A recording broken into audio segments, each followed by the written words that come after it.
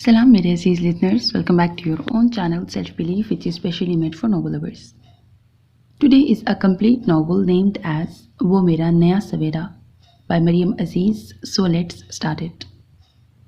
खलील जिब्रान कहता है, खुश रहो और पीछे मुड़कर ना देखो कि माजी राख का ढेर है, पाँव मजबूत रखो। हाल समुंदर की रेत की मानंद लम्हा बलम्हा सिरक रहा है और आंखें खुली रखो कि मुस्तकबिल खला है। उसने किताब बंद करके थोड़ी किताब पे टिका दी। लोग कहते हैं खुश रहो, लेकिन अगर जिंदगी में खुशी का कोई जवाब ही ना हो तो कैसे खुश रहो, कैसे? उसने जैसे खुद से सवाल किया और गहरा सांस लेके आंखें बंद कर ली। माजी तो वाकई राख का ढेर बन गया था और हाल रेत की तरह लम्हा बलम्हा उसके हाथ से फिसलता जा रहा था। मुस्तकबिल की तरफ जाने वाला रास्ता बिल्कुल तारीक था। उसे लगता था वो ऐसे तारीक जंगल में खड़ी है जहां दूर दूर तक कोई अपना नहीं। वो हाथ बढ़ाकर किसी का सहारा चाहती है, पर सिवाय मायूसी के कुछ हाथ नहीं आता। वो शायद इन्हीं सोचों में गुम रहती, लेकिन अपने नाम की पुकार पर वो चौंक कर सीधी हुई। अक्सा, क्या बात है बेटा? कुछ नहीं अम्मी। वो सोफे से उठकर उनके करीब बेड पर आ गई। आप सो रही थीं, इसलिए मैं किताब पढ़ने लगी। मैं तो कब की उठ गई थी। तुम आंखें बंद किए पता नहीं किन ख्यालों में गुम थी। मैंने सोचा। वो बात अधूरी छोड़कर उसका चेहरा तकने लगी, फिर बोली, खिजर के बारे में सोच रही थी। उसने कुछ चौंक कर उन्हें देखा और सरनफी में हिलाया। उसका कोई फ़ोन, कोई अता पता? नहीं अम्मी। अब के उसने उकताए हुए अंदाज में कहकर टांगें बेड से नीचे लटका ली। रुबीना बेगम ने बेसाख्ता ठंडी सांस भरी। इससे पहले कि वो उनकी तरफ मतवज्जा होती, सारिम भागता हुआ अंदर आया था और आते ही उसकी टांगों से लिपट गया। पुप्पो, जी मेरी जान। वो झुककर उसका माथा चूमने लगी। पुप्पो, खाना? आपने खाना नहीं खाया? उसने हैरान होकर सामने घड़ी की तरफ देखा, जहां 9 बज रहे थे, जबकि वो 7 बजे तक खा लेता था। मामा कहाँ हैं? खाना? उसने अक्सा के सवाल का जवाब देने की बजाय उसका दुपट्टा खींचना शुरू कर दिया। अम्मी, मैं आती हूँ। वो सारिम को गोद में उठाकर किचन में आ गई। सारा किचन उसी तरह बिखरा पड़ा था जैसा वो कुछ देर पहले छोड़ कर गई थी। सिर्फ एक प्लेट का इजाफा था, यानी भाभी खा कर जा चुकी थी। वो ठंडी सांस भरकर शेल्फ की तरफ आ गई। अभी उसने देगची का ढक्कन उठाया ही था कि डोर बेल बज उठी और वो जानती थी कि दरवाज़ा उसे ही खोलना है और आने वाले हस्बे तवक्को नबील भाई थे। उसके सलाम का जवाब देकर वो हस्बे मामूल अम्मी के कमरे के सामने रुककर उन्हें सलाम करके और रोज़ाना का जुमला, आपकी तबीयत कैसी है, पूछ कर अपने कमरे में चले गए।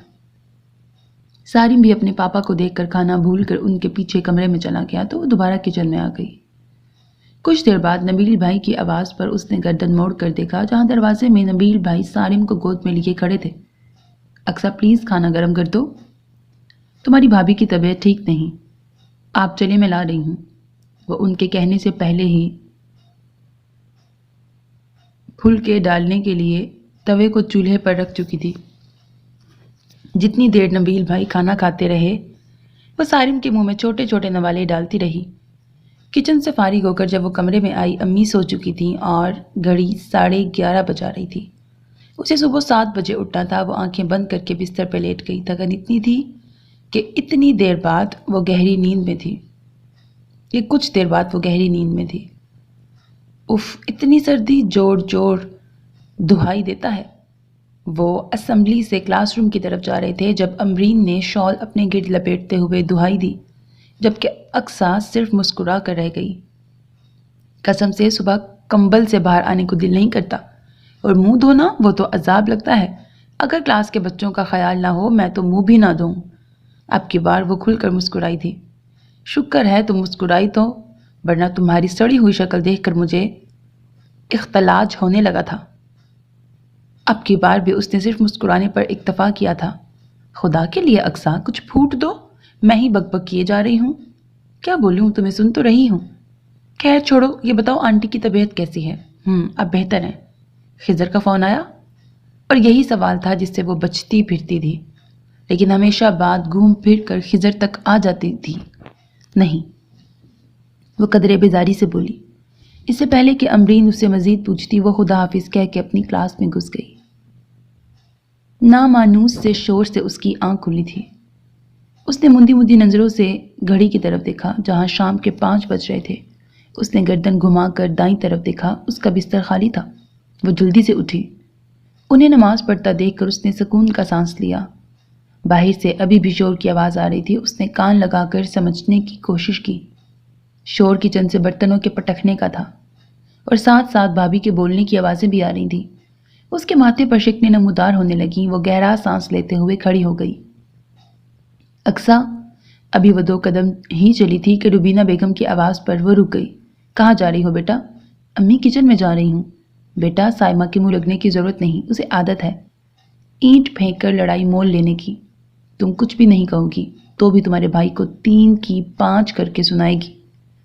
اس نے تھوک نگل کر ہمیشہ کی طرح غصے کو صبر کے گھونٹ کی طرح پی لیا۔ جی امی، مجھے پتا ہے، میں اپنے لیے چائے بنانے جا رہی ہوں، آپ پئیں گی؟ ان کے سر ہلانے پر وہ باہر نکل آئی۔ صحن میں سارم اپنی سائیکل چلا رہا تھا۔ اسے دیکھ کر وہ اسے کھیلنے کے لیے بلانے لگا تو وہ اسے آنے کا اشارہ کر کے کچن میں آ گئی۔ سائمہ ایک نظر اسے دیکھ کر دوبارہ چاول دھونے لگی تو وہ بھی خاموشی سے اپنے لیے چائے بنانے لگی۔ چاول دھونے کے ساتھ بڑبڑانے کا سلسلہ بھی جاری تھا۔ 5 لوگ کھانے والے اور ایک میری اکیلی جان پکانے والی۔ اگر بندہ بیمار ہے تو بھی کسی کو اتنی توفیق نہیں کہ مدد کر دے۔ امی کے پاس بہانہ ہے میں بیمار ہوں اور بوڑھی عورت ہوں، چلو انہیں سب معاف۔ اور ان محترمہ کے پاس یہ بہانہ ہے میں اسکول جاتی ہوں، 3 بجے آتی ہوں، تھک جاتی ہوں، اب اس میں میرا قصور ہے؟ اقصیٰ خاموشی سے سن رہی تھی۔ اتنی غلط بیانی پر اسے منہ بند رکھنا مشکل ہو رہا تھا۔ چائے ابل رہی تھی۔ اس نے چولہا بند کر دیا۔ اس سے پہلے کہ وہ چائے کپ میں ڈالتی باہر دروازے پر بیل ہوئی تھی۔ وہ سب کچھ چھوڑ چھاڑ کر کچن سے باہر آ گئی۔ دروازہ کھولتے ہی جو چہرہ اسے نظر آیا اس نے ایک پل کے لیے اسے ساکت کر دیا۔ کیا بات ہے اقصیٰ، اندر نہیں بلاؤ گی؟ اسے یوں ہی دروازے میں کھڑا دیکھ کر بانو بیگم مسکرائیں تو وہ جیسے حیرت کے اثر سے نکل کر ہوش میں آئی۔ سوری خالہ، السلام علیکم، اندر آئیں۔ وہ دروازے سے ہٹ کر سائڈ پر ہو گئی۔ کیسی ہیں آپ؟ وہ دروازہ بند کر کے ان کے قریب آ گئی۔ میں تو ٹھیک ہوں، تم سناؤ، اور روبینہ کیسی ہے؟ سنا ہے اس کی طبیعت خراب تھی؟ جی، بی پی لو ہو گیا تھا، اب ٹھیک ہے۔ وہ ڈرائنگ روم کی طرف لے کر جانے لگی تو انہوں نے منع کر دیا۔ تبھی سائمہ بھابھی نے کچن سے باہر جھانکا تھا۔ کیسی ہو بہو؟ اچھی ہوں خالہ، آپ کیسی ہیں؟ دوسروں کے سامنے بھابھی کی خوش اخلاقی ایسے ہی ظاہر ہوتی تھی۔ اقصیٰ، میں روبینہ کے پاس بیٹھوں گی۔ ان کے کہنے پر وہ انہیں لے کر امی کے پاس آ گئی۔ وہ جو کسی سوچ میں گم تھیں ان کو آتا دیکھ کر بے ساختہ خوش ہو گئی تھی۔ انہیں باتیں کرتا چھوڑ کر وہ کچن میں آ گئی۔ 2 کپ چائے تو تھی، اسے کیتلی میں ڈال کر اس نے فریج سے کباب نکالے۔ کباب فرائی کر کے جب وہ ٹرالی سیٹ کر رہی تھی تب ہی سائمہ دوبارہ اندر داخل ہوئی۔ واہ بھئی واہ، ہونے والی ساس کی بڑی خاطریں ہو رہی ہیں، ویسے تو میڈم سے ہلا نہیں جاتا، چلو اسی بہانے ہی صحیح آنٹی بانو شاید خوش ہو کر تمہیں رخصت ہی کروا لیں، کم از کم ایک بوجھ تو میرے سر سے ٹلے گا۔ شاباش، کیبنٹ میں نمکو اور بسکٹ بھی رکھے ہیں، وہ بھی لے لو، شاید میٹھا کھا کر وہ کوئی اچھی خبر ہی سنا دیں۔ اتنا کہہ کر وہ واپس مڑ گئی۔ ان کی باتیں ہمیشہ جلتی پر تیل کا کام کرتی تھی، اب بھی ایسا ہی ہوا تھا۔ اس نے سختی سے نچلے ہونٹ کو دانتوں تلے دبا کر اپنے لفظوں کا گلا گھونٹا تھا، جبکہ آنکھوں میں مرچیں سی بھرنے لگی تھی۔ اس نے آنکھیں بند کر کے گہرا سانس لیا اور پھر خود کو پرسکون کر کے وہ ٹرالی گھسیٹتی ہوئی اندر آ گئی۔ پہلے کے برعکس اب روبینہ بیگم کے چہرے پر کافی رونق تھی۔ وہ مسکراتی ہوئی ان کے قریب آ گئی۔ میں نے فون نہیں کیا تو تم نے بھی میرا پتہ نہیں کیا، اور نہ میری اقصیٰ بیٹی نے۔ نہیں خالہ، ایسی بات نہیں، میں روز آپ کو یاد کرتی تھی، اور امی بھی بس اسکول سے آ کر اتنی تھک جاتی ہوں، کچھ کرنے کو دل ہی نہیں کرتا۔ پھر پچھلے دنوں امی بھی بیمار تھیں، اس وجہ سے بس۔ ان کے چھوٹے سے سوال کا جواب اس نے پوری تفصیل سے دیا تھا۔ اس نے چائے کا کپ ان کی طرف بڑھایا، جس کو تھامتے ہوئے انہوں نے بغور اس کے چہرے کا جائزہ لیا۔ اقصیٰ بہت کمزور لگ رہی ہے۔ بانو بیگم کے کہنے پر اقصیٰ نے بے ساختہ انہیں دیکھا۔ ایک عجیب سی مسکراہٹ اس کے چہرے پہ آئی تھی۔ وہ شاید اس کی ہنسی کا مفہوم نہیں سمجھی تھی، لیکن روبینہ بیگم تو اپنی بیٹی کی ہر ادا پہچانتی تھی۔ تمہیں پتہ تو ہے اقصیٰ کتنی حساس ہے، اور پھر میری بیماری کا اس نے اثر بھی بہت لیا ہے، اور سارا دن اسکول کی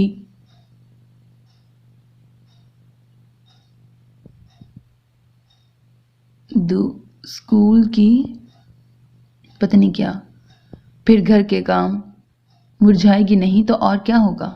یہ تو ہے، میں نے پہلے بھی تم سے کہا تھا اقصیٰ یہ اسکول کی جاب چھوڑ دو۔ جی خالہ، لیکن سارا دن گھر میں کیا کروں گی؟ اس کے سوال کا ہمیشہ کی طرح ان کے پاس کوئی جواب نہیں تھا۔ ان کی خاموشی محسوس کر کے روبینہ بیگم کو بولنا پڑا، صوبیہ ٹھیک ہے؟ خضر کا کوئی فون آیا؟ ہاں صوبیہ ٹھیک ہے، اور خضر کا تقریباً روز ہی فون آتا ہے۔ کیوں اقصیٰ، خضر تمہیں فون نہیں کرتا؟ استفسار پر اس کا سر نفی میں ہلا تو وہ کافی حیران ہوئی۔ اچھا، مجھے تو کہہ رہا تھا میں بات کرتا ہوں۔ خضر نے آنا کب ہے؟ آخر روبینہ نے وہ سوال پوچھ ہی لیا جو ان کے اور اقصیٰ کے لیے امتحان بنا ہوا تھا۔ میں بھی اسی کا انتظار کر رہی ہوں، ہر بار کہتا ہے کہ اس سال، لیکن ہر بار کوئی نہ کوئی مسئلہ ہو جاتا ہے۔ مجھے تو اب خود تم سے، خاص کر اقصیٰ سے شرم آتی ہے۔ میں اور خضر دونوں ہی مجبور ہیں، لیکن تم فکر نہ کرو، میں نے خضر سے کہہ دیا ہے اب کچھ بھی ہو تم اس سال ہر صورت آ رہے ہو۔ صوبیہ اور خضر دونوں کی اکٹھی شادی کروں گی۔ انہوں نے روبینہ کا ہاتھ پکڑ کر انہیں تسلی دی، اور ایسی تسلی پر وہ دونوں سوائے مسکرانے کے اور کیا کر سکتی تھیں؟ وہ جاتے جاتے اسے بھی کافی تسلیاں دے کر گئی تھیں۔ شاید ان کی تسلیوں کا اثر تھا کہ وہ سب خدشے دماغ سے جھٹک کر سکون کی نیند سوئی تھی۔ اسکول میں امتحانات ہو رہے تھے۔ امتحان کے بعد رزلٹ نے اسے اچھا خاصا مصروف کر دیا تھا۔ پچھلے سال اسے بیسٹ ٹیچر کا ایوارڈ ملا تھا، اور اس دفعہ بھی اسے ہی یہ ایوارڈ ملنے کا چانس تھا۔ وہ اپنا کام ہمیشہ لگن سے کرتی تھی۔ وجہ ایوارڈ نہیں، بلکہ وہ شروع سے ہی اپنے پیشے سے بہت مخلص تھی۔ دوسرا، بچوں سے اسے خصوصی لگاؤ تھا۔ بچے سب کو ہی اچھے لگتے ہیں، لیکن اسے کچھ زیادہ ہی اچھے لگتے تھے۔ اس لیے نہ صرف اپنی کلاس بلکہ اسکول کے دوسرے بچوں سے بھی اس کی اچھی خاصی دوستی تھی۔ آج پیرنٹس ڈے تھا، وہ صبح سے ہی مصروف تھی۔ ایک ہی جگہ پر بیٹھے رہنے سے اب اسے تھکن ہونے لگی تھی۔ فہد کے پیرنٹس کے جاتے ہی اس نے آنکھیں بند کر کے کرسی کی بیک سے ٹیک لگا لی۔ آہٹ پر اس نے آنکھیں کھول کر دیکھا، اس کے بالکل سامنے خوبصورت سی خاتون کھڑی تھی۔ اس کے آنکھیں کھولنے پر وہ مسکرائیں تو وہ کچھ گھبرا کر کھڑی ہو گئی۔ سوری، اس کے یوں گھبرانے سے وہ مسکرا دی۔ اٹس اوکے، میں ایرج کی مما ہوں۔ اوہ ایرج، اس کی کلاس کی پوزیشن ہولڈر اور فیورٹ اسٹوڈنٹ تھی۔ اس نے جھک کر ایرج کا رزلٹ کارڈ نکالا۔ ایرج بہت بریلینٹ اسٹوڈنٹ ہے and a very nice girl. اس کی تعریف پر اس کی مما کے چہرے پر فخریہ مسکراہٹ آئی تھی۔ Your good name please? Aqsa. اوہ اقصیٰ، ایرج آپ کی بہت تعریف کرتی ہے، اس کی ہر بات میں آپ کا ذکر ہوتا ہے۔ مجھے تو یہ بھی معلوم ہوتا ہے آج مس اقصیٰ نے کون سے کپڑے پہنے ہیں۔ وہ وائٹ اور پنک ڈریس میں اچھی لگتی ہیں، ان کی آواز بہت پیاری ہے۔ وہ کہہ کر ہنسنے لگیں تو اس کے چہرے پر شرمیلی مسکراہٹ جھلکنے لگی۔ ثنا نے بڑی دلچسپی سے اس کی مسکراہٹ دیکھی۔ ایرج ہمیشہ فرسٹ آتی ہے، لیکن اس بار اس کی پوزیشن سیکنڈ تھی۔ ویسے بھی کچھ عرصے سے وہ کلاس میں بھی اپسٹ نظر آئی ہے۔ اس کی اتنی باریک بینی پر ثنا نے قدرے حیرت سے اسے دیکھا، پھر سر ہلا کر خود کو بولنے پر تیار کیا۔ دراصل کچھ ڈومیسٹک پرابلمز ہیں میرے بھائی۔ وہ جو بہت غور سے اس کی بات سن رہی تھی، دروازے پر امرین کے داخل ہوتے ہی اسے دیکھنے لگی۔ میڈم تمہیں بلا رہی ہیں۔ اس نے پرنسپل کا نام لیا تو وہ حیران ہوتی کھڑی ہو گئی۔ کیوں؟ میرا مطلب ہے ابھی میٹنگ ہو رہی ہے۔ اٹس ارجنٹ یار، ایک بچے کو سخت چوٹ لگی ہے۔ امرین کی بات سنتے ہی وہ معذرت کر کے تیزی سے باہر نکلی تھی، جبکہ وہ بھی حیرت سے ان کے پیچھے چل پڑی۔ گراؤنڈ میں اچھا خاصا ہجوم تھا، بچے کے رونے کی آواز دور تک آ رہی تھی۔ حیرت کے ساتھ تجسس بھی تھا جو انہیں یہاں تک لے آیا تھا۔ آخر ایسا کیا ہے اس لڑکی میں جو اتنے بڑے ہجوم میں سے کوئی اس روتے بچے کو چپ نہیں کروا سکا اور اسے بلایا گیا؟ وہ ہجوم چیرتی ہوئی آگے بڑھی۔ اقصیٰ بچے کو گود میں لیے آہستہ آہستہ اس کے بال اور گال سہلا رہی تھی، اور بچے کا رونا بند ہو کر سسکیوں میں بدل گیا تھا۔ گھٹنے سے خون بہہ رہا تھا۔ اسکول کی آیا نے ڈیٹول اور کاٹن اقصیٰ کی طرف بڑھائی۔ اقصیٰ نے بچے کے کان میں کچھ کہا تو اس نے زور سے آنکھیں بند کر لی۔ اقصیٰ نے بہت آہستگی سے اس کا زخم صاف کر کے اس کی بینڈیج کی تھی۔ اب حالات نارمل تھے۔ ہجوم چھٹ گیا تھا، جبکہ وہ ابھی تک کھڑی اقصیٰ کو دیکھ رہی تھی۔ بس اقصیٰ کے ہاتھ اور زبان میں لگتا ہے جادو ہے۔ بچے تو بچے بڑے بھی گرویدہ ہو جاتے ہیں۔ ان کے پاس سے 2 ٹیچرز اقصیٰ پر تبصرہ کرتے ہوئے گزری۔ انہوں نے ایک دفعہ پھر سامنے دیکھا۔ اقصیٰ بچے کو لے کر پرنسپل کے آفس جا رہی تھی۔ انہوں نے بغور سر سے پاؤں تک اس کا جائزہ لیا تھا۔ 11 بجتے ہی اس کی نظریں گھڑی کا طواف کرنے لگیں۔ جوں جوں گھڑی کی سوئیاں سرکتی جا رہی تھیں، اس کے دل کی دھڑکن بھی بڑھتی جا رہی تھی۔ جلدی جلدی برتن دھو کر وہ کمرے میں آ گئی۔ روبینہ بیگم بستر پر دراز تھی، آنکھیں بند تھیں، اسی لیے وہ اندازہ نہیں کر سکی کہ وہ سو رہی ہیں یا نہیں۔ ریموٹ اس کے ہاتھ میں تھا، نظریں ٹی وی اسکرین پر تھیں، لیکن تمام تر توجہ پاس رکھے موبائل کی طرف تھی۔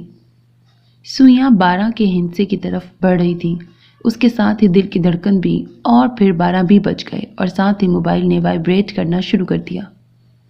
اس کی بےتاب نظریں اسکرین کی طرف اٹھیں۔ امبرین کا لنک دیکھ کر بے اختیار اس نے گہرا سانس لیا۔ Happy birthday to you Aqsa. اس کے ہیلو کہتے ہی دوسری طرف سے امبرین کی گنگناتی آواز آئی تو وہ مسکرا دی۔ تھینکس، تمہیں یاد تھا؟ یہ کہتے ہوئے نہ جانے کیوں اس کا لہجہ بھیگ گیا۔ یہ کیا بات ہوئی بھلا؟ میری سب سے پیاری اور اکلوتی دوست کی سالگرہ ہو اور میں بھول جاؤں، یہ کیسے ہو سکتا ہے؟ اس کے لہجے میں محسوس کی جانے والی محبت تھی، جسے محسوس کر کے اس کی آنکھوں کی نمی اور بڑھ گئی۔ اقصیٰ؟ اس کی طویل خاموشی محسوس کر کے امبرین نے اسے پکارا۔ اس کی آواز کا بھاری پن امبرین نے محسوس کر لیا تھا۔ کیا بات ہے اقصیٰ، تم رو رہی ہو؟ کیوں؟ آنٹی ٹھیک ہیں؟ اس کے ذہن میں پہلی بات یہی آئی تھی۔ امی ٹھیک ہیں؟ تو پھر؟ کچھ نہیں۔ اس نے آنکھیں صاف کر کے سامنے سوئی ہوئی روبینہ بیگم کی طرف دیکھا۔ خضر کا فون آیا؟ اور پھر اس نے وہی سوال پوچھ لیا جو اس کی دکھتی رگ تھی۔ نہیں۔ چلو کوئی بات نہیں، ہو سکتا ہے تھوڑی دیر میں آ جائے۔ اسے تسلی دے کر وہ ادھر ادھر کی باتیں کرنے لگی۔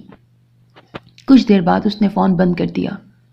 فون بند ہوتے ہی اس نے گھڑی کی طرف دیکھا، 12:30 بج رہے تھے، اور پھر 1 اور 1 کے بھی 2 بج گئے۔ وہ تھکنے لگی تو ٹی وی بند کر کے لیٹ گئی۔ آنکھیں بند کیں تو آنکھوں میں جمع پانی بند پلکوں کی سرحدیں پار کر گیا۔ کتنے بے حس ہو تم خضر، اس نے تصور میں اسے مخاطب کیا۔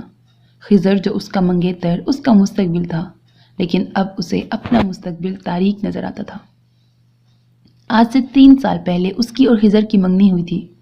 خضر آنٹی بانو کا، جو روبینہ بیگم کی خالہ زاد بہن تھیں، کا بیٹا تھا۔ وہ بچپن سے ایک دوسرے کو جانتے تھے، ایک دوسرے کے گھر آنا جانا تھا۔ خضر اور صوبیہ 2 بہن بھائی تھے اور ان دونوں سے اس کی دوستی تھی۔ پھر پتہ نہیں کیسے خضر کی طرف سے یہ دوستی پسندیدگی میں بدل گئی۔ اس کی باتوں اور نظروں دونوں کا انداز بدلنے لگا۔ وہ جو بے دھڑک اس کی آنکھوں میں آنکھیں ڈال کر بات تو کیا بحث بھی کر لیتی تھی، لیکن اب بات تو دور کی بات، اس کی آنکھوں میں دیکھنے سے جھجک ہوتی تھی۔ نبیل بھائی کی شادی کا ہنگامہ جاگ اٹھا تو تیاریوں میں اتنا الجھی کہ کچھ عرصے کے لیے سب بھول گئی۔ وہ نبیل بھائی کی مہندی کا دن تھا۔ پیلے کپڑوں، چمکتے چہرے کے ساتھ گلاب کی پتیوں کا تھال لیے وہ باہر کی طرف بڑھ رہی تھی، جب بالکل اچانک خضر اس کے سامنے آ گیا۔ اگر بر وقت وہ خود کو نہ روکتی تو یقیناً اس سے ٹکرا جاتی۔ اپنی اس حرکت پر اس کے چہرے پر بہت دل فریب مسکراہٹ آئی تھی، جبکہ اس کی اس حرکت پر اس نے گھبرا کر ادھر ادھر دیکھا اور پھر اس کو، یہ کیا حرکت ہے؟ اس نے اپنے چہرے پر غصہ پیدا کرنے کی کوشش کی، لیکن وہ اتنی نروس تھی کہ وہ ایسا کر ہی نہیں سکی۔ خضر پلیز ہٹو۔ ہنوز سامنے کھڑا دیکھ کر اسے دوبارہ ٹوکنا پڑا۔ پہلے یہ بتاؤ تم مجھ سے چھپتی کیوں پھر رہی ہو؟ نہیں تو، وہ نظریں چرا کر بولی۔ اچھا؟ اس کا اچھا کافی لمبا اور معنی خیز تھا۔ چلو دیر ہو رہی ہے، مہمان بھی پہنچ گئے ہوں گے۔ وہ تیزی سے اس کے پہلو سے نکلی جب اس نے دوبارہ آواز دے کے اسے روک لیا۔ کچھ دنوں سے میں عجیب سا محسوس کر رہا ہوں، وہ بھی تمہارے بارے میں۔ اقصیٰ کے حواس ایک دم الرٹ ہوئے تھے۔ اس کی چھٹی حس نے الارم بجایا کہ وہ جو اتنے دنوں سے محسوس کر رہی ہیں وہ غلط نہیں۔ اچھی تو تم مجھے ہمیشہ سے لگتی تھی، لیکن کچھ عرصے سے لگ رہا ہے یہ بات پسندیدگی سے زیادہ ہے۔ لوگوں کو تو سوتے میں خواب آتے ہیں، مجھے تو جاگتے میں بھی تمہارے خواب آنے لگے ہیں۔ خضر کی بات پر اس کے جھکے چہرے پر مسکراہٹ پھیل گئی۔ میں اس خواب کو حقیقت میں بدلنا چاہتا ہوں، کیا تم میرے اس خواب میں حقیقت کا رنگ بھرو گی؟ اس نے منہ سے کچھ نہیں کہا تھا، لیکن اس کی کھلی آنکھوں اور چہرے پر اتنے رنگ بکھرے تھے کہ اسے اس کا جواب مل گیا تھا۔ Thank you Aqsa, thank you so much. میں آج ہی امی سے بات کرتا ہوں۔ وہ جذباتی ہو کر اس کی طرف بڑھا تو وہ سٹ پٹا کر پلٹی اور تیزی سے چلتی ہوئی ہال میں داخل ہوئی۔ ہر طرف رنگ برنگے آنچل لہرا رہے تھے، اسے ہر چہرہ مسکراتا ہوا نظر آ رہا تھا۔ پتہ نہیں سب خوش تھے یا اس کا اپنا دل اتنا خوش تھا کہ اسے ہر کوئی خوش نظر آ رہا تھا۔ اور اگلے دن جہاں نبیل بھائی کا نکاح ہوا، وہیں بانو خالہ نے خضر کے نام کی انگوٹھی اس کی انگلی میں ڈال دی۔ منگنی کے بعد اسے پتہ چلا خضر اس کی کتنی پرواہ کرتا ہے۔ وقت گزرنے کے ساتھ ساتھ انہیں سائمہ بھابی کی عادتوں کا اندازہ بھی ہوا۔ خضر کبھی کبھی اس سے ملنے آ جاتا تھا۔ اس کے جانے کے بعد سائمہ باتوں باتوں میں اس پر طنز کرتی، جس کو دیکھتے ہوئے روبینہ بیگم نے اس سے کہا کہ وہ خضر کو زیادہ آنے سے منع کرتے۔ اتنی رکاوٹوں کے باوجود سب ٹھیک تھا۔ اسے یہ یقین تو تھا کہ وہ اسی کا ہے، اور پھر فون پر صبح و شام کا رابطہ بھی تھا۔ سب کچھ ٹھیک جا رہا تھا۔ زندگی خوبصورت لگنے لگی تھی کہ اچانک سب کچھ بدل گیا۔ وہ سردیوں کی شام تھی۔ سارم کی پیدائش کی وجہ سے سائمہ بھابی اپنی امی کے گھر پہ تھیں۔ نبیل بھائی کا زیادہ تر وقت وہیں گزرتا، گھر پر صرف وہ اور امی ہوتے۔ اب بھی وہ دونوں اکیلے تھے۔ وہ روبینہ بیگم کے لیے سوپ بنا رہی تھی جب دروازے پر دستک ہوئی۔ وہ آنچ دھیمی کر کے باہر آئی۔ دروازے میں خضر کو کھڑے دیکھ کر پہلے تو وہ حیران ہوئی اور پھر ایک دم خوش ہو گئی۔ تم اچانک؟ کیوں، میں اچانک نہیں آ سکتا؟ وہ مسکراتے ہوئے اندر آ گیا۔ نہیں، میں اس لیے حیران ہوں، ابھی تھوڑی دیر پہلے میری تم سے بات ہوئی تھی، تب تو تم نے آنے کے بارے میں نہیں بتایا۔ توبہ، کتنی تحقیقات کرتی ہو، خالہ کہاں ہے؟ اس نے کمرے کی طرف اشارہ کر دیا۔ وہ گنگناتے ہوئے سوپ باؤل میں ڈال رہی تھی جب خضر کے کھنکھاڑنے پر پلٹی۔ وہ دروازے کے ساتھ ٹیک لگا کر کھڑا تھا۔ یہاں کیوں کھڑے ہو؟ اندر چلو، میں گرما گرم سوپ بنا کے لا رہی ہوں۔ ایک منٹ رکو اقصیٰ، مجھے تم سے ضروری بات کرنی ہے۔ خضر نے اس کے ہاتھ سے ٹرے لے کر سلیب پر رکھ دی۔ تم جانتی ہو میری سب سے بڑی خواہش کیا ہے؟ اس کے سوال پر وہ مسکرائی۔ وہ جانتی تھی اس کی سب سے بڑی خواہش خود اس کا حصول ہے۔ اس سے پہلے کہ وہ کچھ کہتی، وہ بول اٹھا، امریکہ۔ امریکہ جانا میری زندگی کی سب سے بڑی خواہش ہے۔ وہ ڈریم لینڈ جس کا خواب سب دیکھتے ہیں، لیکن وہاں جانا کسی خوش قسمت کو نصیب ہوتا ہے، اور تم جانتی ہو وہ خوش قسمت میں ہوں۔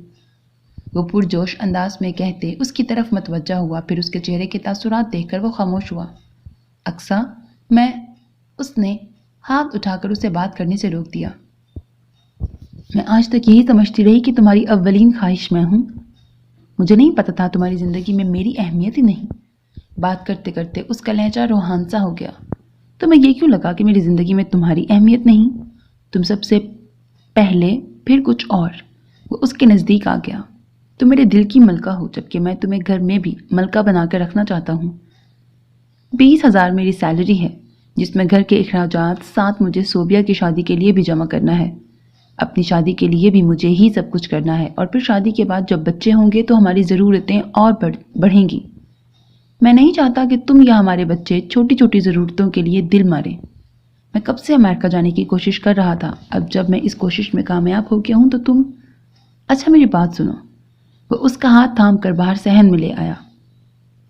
وہ اسے اپنے مستقبل کی پلاننگ بتا رہا تھا، اور وہ چپ چاپ دونوں ہاتھ گود میں رکھے اسے ہی دیکھے جا رہی تھی۔ اقصیٰ پلیز یار، کچھ تو بولو۔ اس نے گہرا سانس لے کر اپنے دائیں طرف بیٹھے اس شخص کو دیکھا جو اس کے لیے سب کچھ ہو چکا تھا۔ کب جا رہے ہو؟ کل۔ کیا؟ ایک اور جھٹکا اس کا منتظر تھا۔ اس کی آنکھیں ایک بار پھر نمکین پانیوں سے بھرنے لگی۔ پلیز اقصیٰ، رونا نہیں۔ تمہارے رونے سے مجھے تکلیف ہوتی ہے۔ صرف تمہارے اور امی کے آنسو نہ دیکھوں، اس لیے میں نے تم لوگوں کو پہلے نہیں بتایا۔ صرف 2-3 سالوں کی بات ہے، پھر یہ دوری ہمیشہ کے لیے ختم ہو جائے گی۔ میں تمہارا بن کر جا رہا ہوں اور تمہارے لیے ہی واپس آؤں گا۔ کچھ دیر کے لیے ان کے درمیان خاموشی چھا گئی۔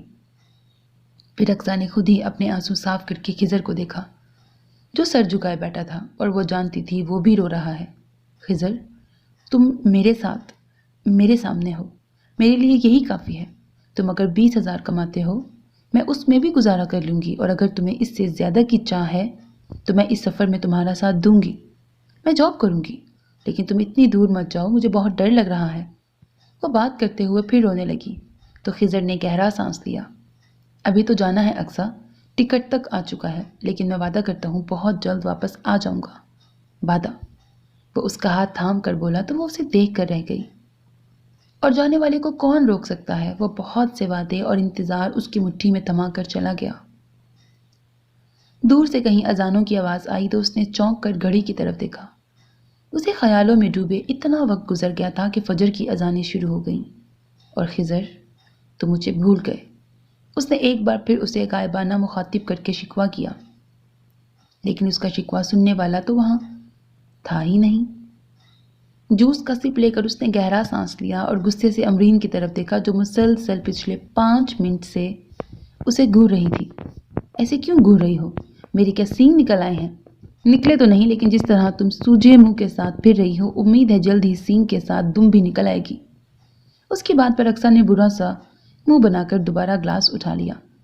میں نے سوچا تھا آج محترمہ کا برتھ ڈے ہے، کوئی کیک شیک کھانے کو ملے گا، لیکن یہاں تو صبح سے لفٹ ہی نہیں۔ بندے کو اتنا کنجوس بھی نہیں ہونا چاہیے۔ اس کے طنز پر بھی اقصیٰ کے رویے میں کوئی فرق نہیں آیا تو اسے سیریس ہونا پڑا۔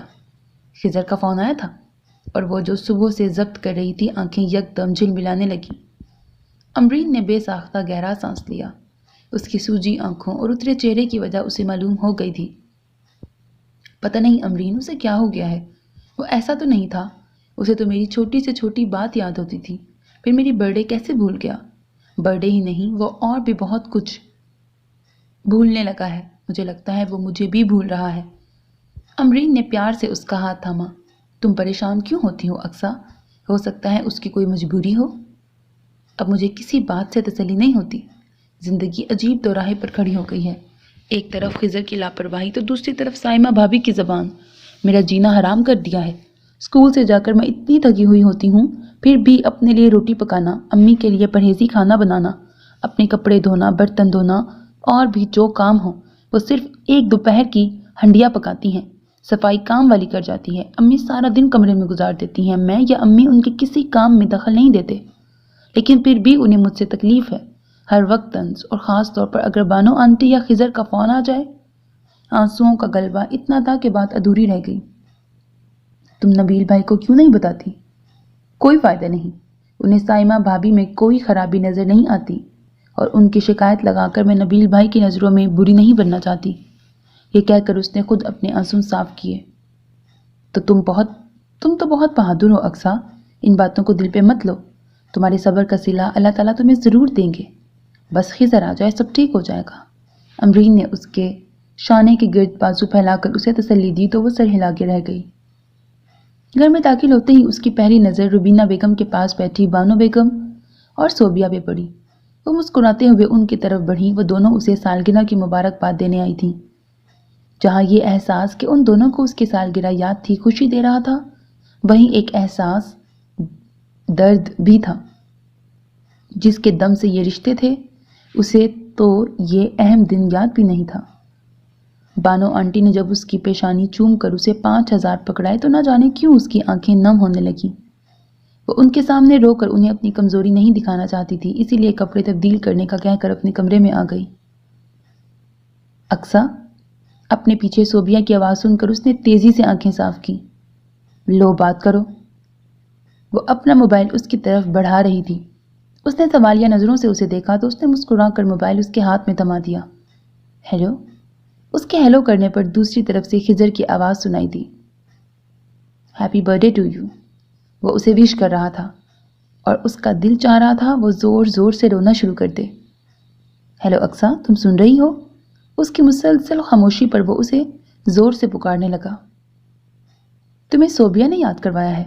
اس نے بڑے یقین سے پوچھا تھا۔ ایک پل کے لیے دوسری طرف خاموشی چھا گئی، پھر وہ کھنکھار کر بولا، سوری یار، کل تک مجھے یاد تھا، پھر اچانک میرے ذہن سے نکل گیا۔ آئی ایم سوری، اور تم ٹھیک ہو؟ معذرت کے 2 بول بول کر وہ بری الذمہ ہو گیا تھا۔ وہ چپ چاپ سنے گئی۔ اقصیٰ، اچانک وہ زور سے بولا تو وہ چونکی۔ میں پھر کال کروں گا، میرے دوست آ گئے ہیں اور میں امی کو پیسے بھیجوں گا، تم اپنی مرضی سے کچھ خرید لینا۔ اس سے پہلے وہ کچھ کہتی ہی فون بند ہو گیا۔ وہ کتنی دیر تک فون ہاتھ میں لیے ساکت کھڑی رہی۔ کچھ ایسا تھا جو اسے لگ رہا تھا ٹھیک نہیں، لیکن کیا؟ اقصیٰ الجھ رہی تھی۔ تبھی صوبیہ اندر داخل ہوئی۔ ہو گئی بات؟ اس کی طرف فون بڑھاتے ہوئے وہ مسکراتی۔ کیا کہہ رہا تھا خضر؟ اقصیٰ نے نظریں اٹھا کر اسے دیکھا۔ ایک پل کے لیے اس نے سوچا کہ اس کے ذہن میں جو شک ہے اسے صوبیہ سے ڈسکس کرے، آخر وہ اس کی سہیلی بھی ہے۔ لیکن خضر سے منگنی کے بعد اس دوستی میں کچھ فرق تو آیا تھا، اور اسی فرق نے اسے بات کرنے سے روک دیا۔ کچھ خاص نہیں، تم سناؤ لائف کیسی جا رہی ہے؟ خود سے اس کا دھیان ہٹانے کے لیے اس نے بات کا رخ اس کی طرف موڑ دیا۔ سامنے کا منظر کوئی خواب نہیں بلکہ حقیقت تھا۔ وہ دونوں عورتیں ایسے رو رہی تھی جیسے کوئی مر گیا ہو، لیکن کوئی مرا نہیں تھا۔ ہاں البتہ اس کے یقین کا جنازہ ضرور اٹھا تھا۔ اس نے برستی نظروں سے روبینہ بیگم کو دیکھا جو بالکل ساکت بیٹھی تھی، لیکن آنکھوں سے پانی ایسے گر رہا تھا جیسے اب کبھی خشک نہیں ہوگا، اور ان کے ساتھ بیٹھی بانو بیگم رونے کے ساتھ اسے برا بھلا بھی کہہ رہی تھی۔ بولو، میری طرح تم بھی اسے کوس لو، لیکن یوں چپ تو نہ رہو۔ انہوں نے ایک دم روبینہ بیگم کے سامنے ہاتھ جوڑ دیے، لیکن وہ تو بس اقصیٰ کو دیکھے جا رہی تھی۔ ان کی نظروں کے تعاقب میں انہوں نے دیکھا تو جیسے انہیں اس کی موجودگی کا احساس ہوا۔ وہ جلدی سے اٹھ کر اس کے سامنے آ گئی۔ اقصیٰ، میں مجرم نہ ہوتے ہوئے بھی تمہاری گناہگار ہوں، مجھے معاف کر دو۔ میرے بیٹے نے جو دھوکہ دیا ہے میں اسے اس کے لیے کبھی معاف نہیں کروں گی۔ اقصیٰ نے غور سے ان کے آنسوؤں سے بھیگے چہرے کو دیکھا اور ایک نظر ان کے بندھے ہاتھوں کو۔ اس نے ہاتھ بڑھا کر ان کے بندھے ہاتھوں کو کھول دیا اور کچھ کہے سنے بغیر باہر نکل آئی۔ سائمہ بھابھی گھر پر نہیں تھی، اس لیے تماشے میں چار چاند نہیں لگے تھے۔ اس نے ڈرائنگ روم میں آ کر دروازہ لاک کر لیا تو جو اس کی چھٹی حس کہہ رہی تھی وہ صحیح تھا۔ خضر کی بے رخی لا تعلقی کی وجہ یہ تھی کہ اس کی زندگی میں کوئی اور آ گیا تھا۔ اس نے وہاں شادی کر لی ہے۔ یہ خبر سنانے والی خود اس کی ماں ہے، لیکن وہ پھر بھی بے یقین تھی۔ وہ پسندیدگی، وہ محبت کے دعوے سب کہاں گئے؟ اس نے ایک دم آنسو صاف کیے تھے اور نظریں گھما کر کچھ تلاش کیا تھا، اور آخر اسے اس کی مطلوبہ چیز نظر آ گئی۔ وہ جلدی سے اٹھ کر صوفے پہ رکھے ہینڈ بیگ کی طرف آئی اور اپنا موبائل نکالا۔ اس نے خضر کا نمبر ڈائل کیا۔ 1 2 3 اور پھر جانے کتنی مرتبہ بیل ہوئی اور دوسری طرف سے فون کاٹ دیا گیا۔ اس سب کی توقع ہونے کے باوجود اسے جھٹکا لگا تھا۔ اگلے پل اس نے پھر سے نمبر ڈائل کیا۔ اب دوسری بیل پر فون کاٹ دیا گیا۔ اس نے پھر ری ڈائل کیا اور ہر بار کٹنے پر وہ پاگلوں کی طرح ڈائل کا بٹن دباتی رہی، اور 8ویں بار اس نے فون اٹھا لیا۔ وہ بولا کچھ نہیں، لیکن پھر بھی اقصیٰ جانتی تھی وہ سن رہا ہے۔ بولنے سے پہلے ہی اس کے آنسو نکل آئے۔ خضر، کیوں کیا تم نے ایسا؟ میرا کیا قصور تھا؟ آگے اس سے بولا ہی نہیں گیا، دوسری طرف بھی خاموشی ہی تھی۔ خضر، اس نے روتے ہوئے پکارا تو وہ بول اٹھا۔ اقصیٰ، میں آج بھی تم سے محبت کرتا ہوں، لیکن مجبور ہوں۔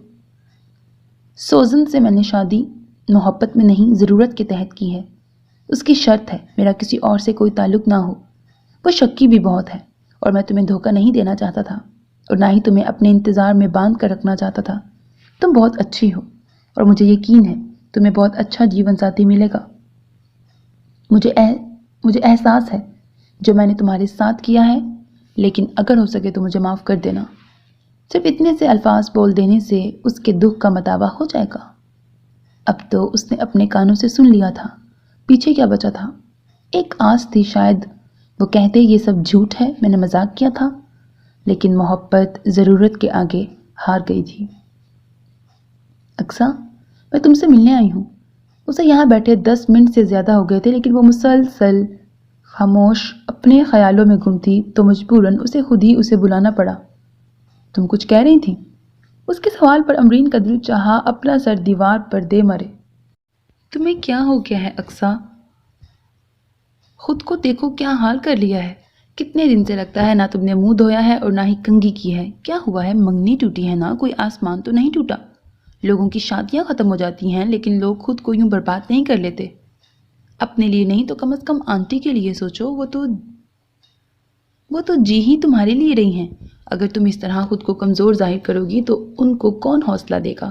اگر انہیں کچھ ہو گیا تو؟ اس کے سوالیہ انداز پر اقصیٰ نے دہل کر اسے دیکھا۔ تم ٹھیک کہہ رہی ہو امرین، میری شادی نہیں ہوئی تھی اس سے، لیکن میرے دل پر پہلی دستک تو اس نے دی تھی۔ اس کی جگہ میں کیسے کسی اور کو دے سکوں گی؟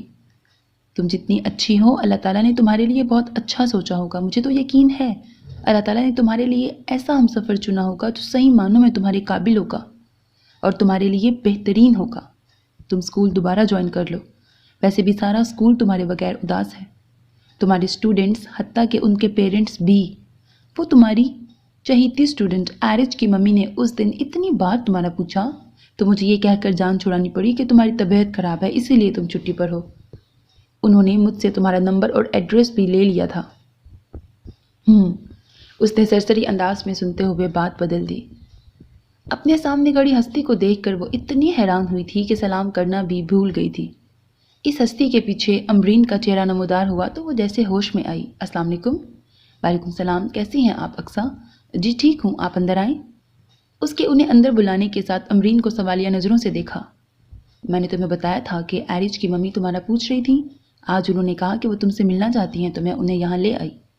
अमरीन की वजाहत पर उन्होंने अक्सा की परेशान बल्कि कदरे हैरान शक्ल देखी। आपको बुरा लगा मेरा यहाँ आना? उनके इतने वाजिया सवाल पर वो गड़बड़ा के रह गई। नहीं, ऐसी बात नहीं है, बस वो अचानक आप आए ना। वो उन्हें लेकर ड्राइंग रूम की तरफ आ गई। मैं काफ़ी अरसे से आपसे मिलना चाह रही थी। आप तो मुझे वाकई बीमार लग रही हैं। जी कुछ दिन बुखार रहा लेकिन अब मैं ठीक हूँ। उसने मुस्कुरा कर उन्हें देखा जबकि अमरीन इस दौरान मुसलसल मुस्कुराती नज़रों से उन दोनों को देख रही थी। तभी बाहर से सारिम के रोने की आवाज़ आई। अक्सा कहाँ हो? संभालो अपने लाडले को। दादी भूपो ने मिलकर लाडले की आदतें ख़राब कर दी हैं। कहीं टिक कर बैठने नहीं देता। इतने मज़े से रोज़ी और उसकी सास की लड़ाई का किस्सा सुन रही थी। भाभी बोलते हुए ड्राइंग रूम में दाखिल हुई, लेकिन वहाँ अजनबी सूरत देखकर उनकी तेज़ी से चलती ज़बान को एकदम ब्रेक लगा था।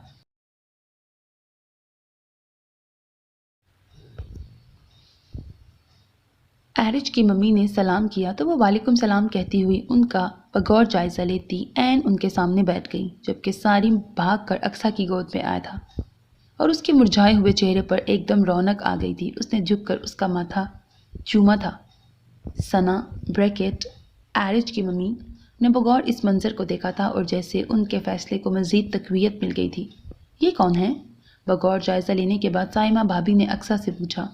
ये एरिज की मम्मी है, एरिज मेरी स्टूडेंट है। ओह, साइमा भाभी ने अबरू उचकाकर उन्हें देखा। मैं अपना पूरा तारुफ खुद करवा देती हूँ। अक्सा को तो शायद मेरा नाम भी याद नहीं। उनके कहने पर वो जी भर के शर्मिंदा हुई थी। वाकई उसे उनका नाम याद नहीं था। मेरा नाम सना है, मेरी बेटी अक्सा की स्टूडेंट है। वो तो अक्सा की फ़ैन है, हम भी अक्सा के गर्विदा हो गए हैं। अच्छा। साइमा ने मायनी खेज नज़रों से अक्सा को देखा जो फीकी मुस्कुराहट चेहरे पर लिए सारिम के हाथों को देख रही थी। अक्सा, तुमने अभी तक इन्हें कुछ ठंडा गर्म नहीं पूछा? जी। वो सारिम को गोद में लिए उठने लगी तो सना ने रोक दिया। मुझे कुछ नहीं चाहिए अक्सा, बैठो, मुझे आपसे बात करनी है। लेकिन कुछ नहीं, आप बैठो। सना के ज़्यादा इसरार करने पर उसने एक नज़र अमरीन को देखा और खामोशी से बैठ गई। आपके घर में कौन कौन है? जी मैं, अम्मी, मेरे भाई, ये साइमा भाभी और ये मेरा भतीजा सारिम। उसके तारुफ पर वो मुस्कुरा कर बोली, आपके फादर? उनकी डेथ हो चुकी है। ओह सॉरी, क्या मैं आपकी अम्मी से मिल सकती हूँ? उनकी फरमाइश पर वो तीनों काफ़ी हैरान हुए थे। इस हैरत से सबसे पहले साइमा निकली थी। चले मैं आपको अम्मी के पास ले चलती हूँ। वो दरअसल बीमार हैं, इसीलिए ज़्यादातर अपने कमरे में रहती हैं। आएँ। वह उन्हें लेकर रुबीना बेगम के कमरे की तरफ बढ़ी। अमरीन भी पीछे लपकी थी जब अक्सा ने एकदम उसका बाजू थाम कर उसे रोका। आखिर चक्कर क्या है? क्या? अमरीन ने हैरत से उसे देखा। यही एरिज की मम्मी, आखिर ऐसी कौन सी मेरी उनकी दोस्ती थी जो घर तक चली आई और अब अम्मी के पास? वो बुरी तरह उलझी हुई थी। मैं तो खुद हैरान हूँ। परसों उन्होंने मुझसे तुम्हारा एड्रेस और नंबर लिया था और आज शामी ब्रैकेट उसका अपने छोटे भाई भागता हुआ आया। बाजी इतनी बड़ी कार में आई हैं। मैं अभी इतनी बड़ी कार वाली बाजी के बारे में अंदाज़ा ही लगा रही थी कि ये अंदर आ गई और तुम्हारे बारे में पूछने लगी। और ये 3 मिनट की वॉक के दौरान जिस कदर इंक्वायरी कर रही थी, ऐसा लग रहा था जैसे तुम्हारा रिश्ता लेने आई हैं। अक्सा चौंकी थी। फिर अमरीन अंदर जाने की बजाय उसके साथ किचन में आ गई। जब वो दोनों ट्रॉली लेकर अंदर आई, वहाँ का माहौल काफ़ी खुशगवार था। सना रुबीना बेगम के पलंग पर उनके करीब उनका हाथ थामे जाने क्या कह रही थी कि रुबीना बेगम के चेहरे पर बड़ी खूबसूरत मुस्कुराहट थी, जबकि साइमा आंखें फाड़े उन दोनों को देख रही थी। अच्छा आंटी, चलती हूँ, उम्मीद है जल्द आपसे मुलाकात होगी। रुबीना बेगम से मिलकर साइमा की तरफ मुस्कुराहट उछाल कर उन्होंने अक्सा की तरफ देखा और मुस्कुरा कर बाहर निकल आई। अक्सा उन्हें दरवाजे तक छोड़ने आई थी। दरवाजे के करीब रुक कर उन्होंने अक्सा से कहा, میں نے تمہاری امی سے ایک سوال کیا ہے جس کا جواب تمہیں دینا ہے، اور میں امید کرتی ہوں وہ جواب میرے حق میں ہوگا۔ وہ اس کا گال تپ تپا کر باہر نکل گئیں، جبکہ وہ ہکا بکا دروازے کی خالی چوکھٹ کو دیکھتی رہ گئی۔ اندر آئی تو روبینہ بیگم امرین سے بات کر رہی تھی۔ اسے آتا دیکھ کر خاموش ہو گئیں۔ بظاہر خود کو لاپرواہ ظاہر کرتے ہوئے وہ ٹی وی آن کر کے بیٹھ گئی۔ دل میں خاصی خود بد مچی ہوئی تھی، لیکن سائمہ بھابھی کے سامنے وہ کوئی سوال نہیں کرنا چاہتی تھی۔ اوکے اقصیٰ، میں چلتی ہوں، کل آؤں گی، تم بیٹھو۔ اسے اٹھتا دیکھ کر اس نے منع کر دیا۔ امرین کے پیچھے بھابھی اور سارم بھی باہر نکل گئے، اور وہ جو بڑے انہماک سے ٹی وی دیکھ رہی تھی ان کے جاتے ہی روبینہ بیگم کی طرف متوجہ ہوئی۔ وہ بھی جیسے اس کی منتظر تھی۔ جانتی ہو وہ خاتون کیوں آئی تھی؟ اپنے بھائی کے لیے تمہارا رشتہ لے کر، یہ بتاتے ہوئے ان کے چہرے پر بے پناہ خوشی تھی، لیکن آگے جو کچھ انہوں نے بتایا وہ اس کے حواس کو جھٹکا دینے کے لیے کافی تھا۔ وہ سارم کو کھانا کھلاتے ہوئے سخت جزبز ہو رہی تھی۔ اس کی وجہ سارم نہیں بلکہ سائمہ بھابھی تھیں، جو سارے گھر میں گنگناتی پھر رہی تھیں، اور اس کے قریب سے گزرتے ہوئے ان کے گنگنانے کی آواز اور تیز ہو جاتی تھی، اور وہ جانتی تھی اس خوشی کی وجہ کیا ہے۔ یہی وجہ تھی، وہ اسے سخت زہر لگ رہی تھی۔ آنی پھپھو، وہ جو اپنے خیالات میں گم تھی، سارم کی آواز پر چونک کر دروازے کی طرف دیکھا جہاں سے امرین اندر داخل ہو رہی تھی۔ کوئی اور وقت ہوتا تو امرین کی آمد اس کے لیے خوشی کا باعث ہوتی، لیکن اس وقت اسے امرین کا آنا بھی اچھا نہیں لگ رہا تھا۔ ہیلو گڈو، امرین نے اس کی بجائے سارم سے سلام دعا کی تھی۔ اس کے بعد وہ ادھر ادھر کی باتیں کرنے لگی۔ امرین، کام کی بات کرو۔ اس کے ٹوکنے پر امرین جو سارم سے بات کر رہی تھی اسے ایک دم بریک لگا تھا۔ سارم کو اندر بھیج کر وہ اقصیٰ کی طرف متوجہ ہوئی۔ کیا میں اس شادی سے انکار کی وجہ پوچھ سکتی ہوں؟ میں جانتی ہوں تمہیں امی نے بلایا ہے تو ظاہری سی بات ہے انہوں نے انکار کی وجہ بھی بتائی ہوگی۔ نہیں، انہوں نے مجھے کوئی وجہ نہیں بتائی۔ انہیں لگتا ہے تم خضر کی وجہ سے انکار کر رہی ہو، اور مجھے بھی یہی لگتا ہے۔ اقصیٰ، میں کم از کم تم سے اس پاگل پن کی امید نہیں کرتی تھی۔ اس خضر کے لیے تم اپنے مستقبل کو تاریک کرنا چاہتی ہو، جس نے تمہارے جذبات، پیار، کسی چیز کی قدر نہیں کی۔ کتنی آسانی سے تمہیں بتائے بغیر، کوئی ٹھوس جواز دیے بغیر تمہیں اپنی زندگی سے نکال دیا۔ اس کے لیے تم اس رشتے سے انکار کر رہی ہو، اور ایسا کرنے سے کیا ہوگا؟ وہ اس انگریز کو چھوڑ کر تمہارے پاس آ جائے گا۔ امرین کی آواز میں غصہ ہی غصہ تھا، ایسا غصہ جو کسی اپنے کے لیے ہوتا ہے۔ پہلے تو وہ بھی غصے سے اسے دیکھتی رہی، پھر یکایک اس کی آنکھیں برسنے لگیں، لیکن امرین نے اسے چپ کروانے کی کوشش نہیں کی۔ تم بھی وہی سمجھ رہی ہو جو امی کو لگتا ہے۔ ٹھیک ہے، خضر کو بھولنا میرے لیے مشکل ہے، لیکن میرے انکار کی وجہ امی کو پتہ ہے۔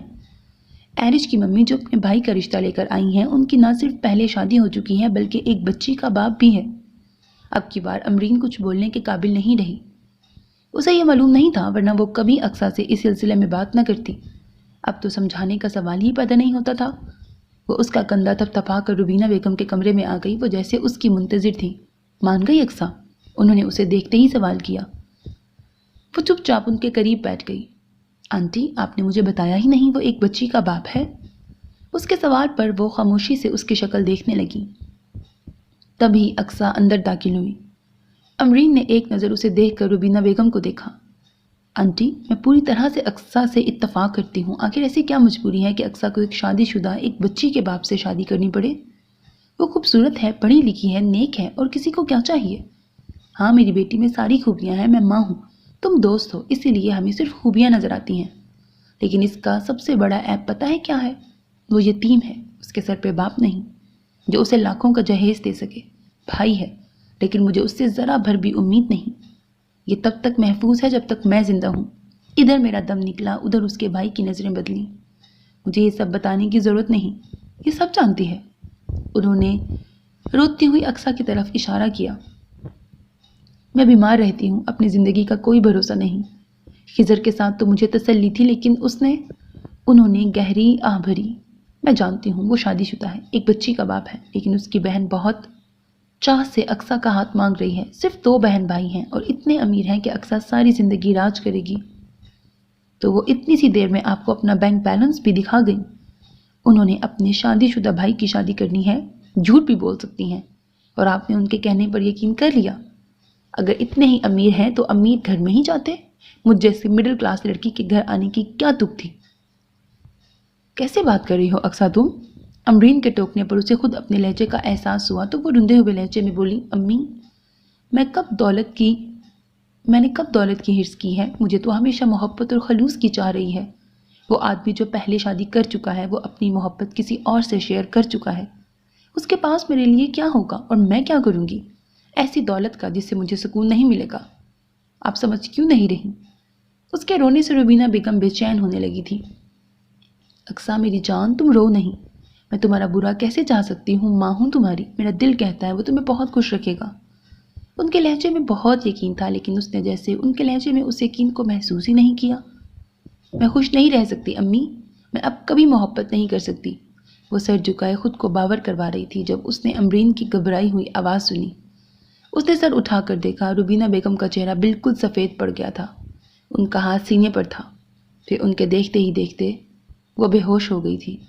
وہ دونوں بدحواس ہو کر ان کی طرف بڑھی تھی۔ اسے لگا کسی نے اس کا کندھا ہلایا ہے۔ اس نے بمشکل اپنی دکھتی آنکھیں کھولیں، سامنے نبیل بھائی کھڑے تھے۔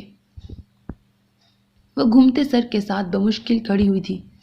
اقصیٰ، تم کل سے یہاں ہو اور سوئی بھی نہیں، تمہاری طبیعت بھی ٹھیک نہیں لگ رہی۔ تم ایسا کرو گھر چلی جاؤ۔ نہیں بھائی، مجھے گھر میں چین نہیں آئے گا، مجھے امی کے پاس رہنے دیں۔ اس نے جھلملاتی نظروں سے دوائیوں کے زیر اثر سوتی روبینہ بیگم کو دیکھا۔ اس کی نظروں کے تعاقب میں نبیل نے روبینہ بیگم کو دیکھا۔ یہاں امی کے پاس بھی کسی کا ہونا ضروری ہے اور گھر میں بھی کسی کا ہونا ضروری ہے۔ سائمہ کے کتنے فون آ چکے ہیں؟ وہ سوالیہ نظروں سے نبیل کا چہرہ دیکھنے لگی۔ تو پھر تم رک جاؤ، میں گھر چلا جاتا ہوں، کل جلدی آ جاؤں گا۔ وہ اس کے جواب میں کیا کہہ سکتی تھی؟ سر ہلا کے رہ گئی۔ نبیل کے جاتے ہی وہ روبینہ بیگم کے بیڈ کے قریب آ گئی اور ان کا ہاتھ دونوں ہاتھوں میں تھام کر ہونٹوں سے لگا لیا۔ آج ان کی جو حالت تھی اس کی ذمہ دار وہ خود کو ٹھہرا رہی تھی۔ انہیں جو خدشے تھے وہ اسے تب محسوس نہیں ہوئے تھے، لیکن اب وہ انہیں محسوس کر سکتی تھی۔ صرف 2 دن، اور ان 2 دنوں میں خود کو کتنا اکیلا محسوس کیا تھا جب اس کی ماں کا وجود کچھ لمحوں کے لیے خاموش ہوا تھا۔ اور اگلی سوچ پر اس نے بے اختیار سختی سے آنکھیں بند کی تھیں۔ سب باتیں، سب خدشے اپنی جگہ، لیکن اس کے دل میں جو خدشے تھے ان کا کیا؟ اس بات کی کیا ضمانت ہے کہ یہ رشتہ اس کی زندگی میں خوشیاں لے کر آئے گا؟ اس کی سوچوں کو بریک ٹیبل پر رکھے سیل فون کی وائبریشن نے لگایا تھا۔ اس نے بڑی آہستگی سے روبینہ بیگم کا ہاتھ بستر پر رکھا اور فون اٹھا کر کونے میں آ گئی۔ اسکرین پر نظر آنے والا نمبر انجانا تھا۔ اس نے آن کا بٹن پریس کر دیا۔ السلام علیکم اقصیٰ، میں ثنا بات کر رہی ہوں۔ دوسری طرف سے آتی آواز اور نام سن کر ایک پل کے لیے وہ خاموش رہ گئی۔ ہیلو، دوسری طرف سے اسے پھر پکارا گیا۔ جی کیسی ہیں آپ؟ میں ٹھیک ہوں اقصیٰ، امرین سے آنٹی کے بارے میں پتہ چلا، اب کیسی طبیعت ہے ان کی؟ جی اب پہلے سے بہتر ہے۔ اچھا، تم کون سے ہسپتال میں ہو اور روم نمبر کیا ہے؟ اوکے، میں صبح چکر لگاتی ہوں۔ اس کے بتانے پر انہوں نے کہا تو اقصیٰ نے بے اختیار گہرا سانس لے کے فون بند کر دیا۔ وہ دیوار سے ٹیک لگائے کب سے اپنی ماں کے مطمئن اور مسکراتے چہرے کو دیکھ رہی تھی۔ ابھی کچھ دیر پہلے جب وہ روبینہ بیگم کو دلیا کھلا رہی تھی اور ان کا موڈ ٹھیک کرنے کے لیے ادھر ادھر کی باتیں کر رہی تھی تو وہ یوں تھی جیسے اسے سن نہ رہی ہوں، اور ابھی ثنا اور ان کے ساتھ ان کا ڈرائیور فروٹس جوسز وغیرہ لے کر اندر داخل ہوا۔ اسے دیکھتے ہی روبینہ بیگم خوش ہو گئیں اور اب حشاش بشاش بیٹھی اس سے باتیں کر رہی تھی۔ اس نے روبینہ سے نظریں ہٹا کر نبیل بھائی کو دیکھا جو بہت غور سے ثنا کو دیکھ رہے تھے۔ انہوں نے نبیل بھائی کی طرف ایک کارڈ بڑھایا اور کھڑی ہو گئی۔ اچھا آنٹی، اجازت دیں اور جلدی سے ٹھیک ہو جائیں، آخر آپ دلہن کی امی ہیں۔ وہ جھک کر روبینہ سے گلے ملی جبکہ اقصیٰ نے سختی سے ہونٹ بھینچ لیے۔ اور نبیل بھائی آپ تسلی کر لیں۔